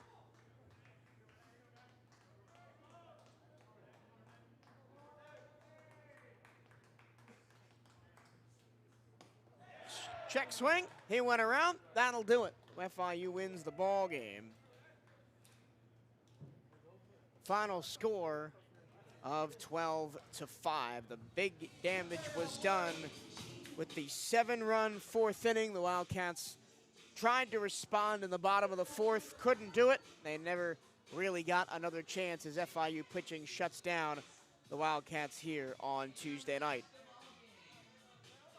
Yeah, that game, it started off hot for the Wildcats, but they just couldn't create any sort of momentum for themselves throughout the rest of the game, especially when FIU scored those 7 runs in the fourth. And then credit to the pitching staff for FIU, who just remained dominant the entire time, did not let up once, and errant pitching by the Wildcats cost this one.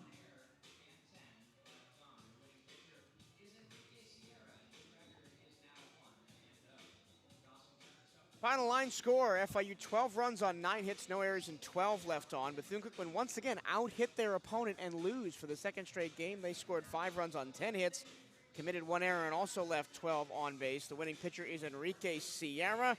Michael Benedict saddled with the loss. Time of the ball game, 3 hours and 34 minutes. First pitch 6 p.m., final pitch 9:34 p.m. Wildcat baseball is back on Friday night, but before that we've got basketball doubleheader on Thursday starting at 5:30. We'll hope you'll join us on the CatEye Network for all the BCU action coming up over the next couple of weeks.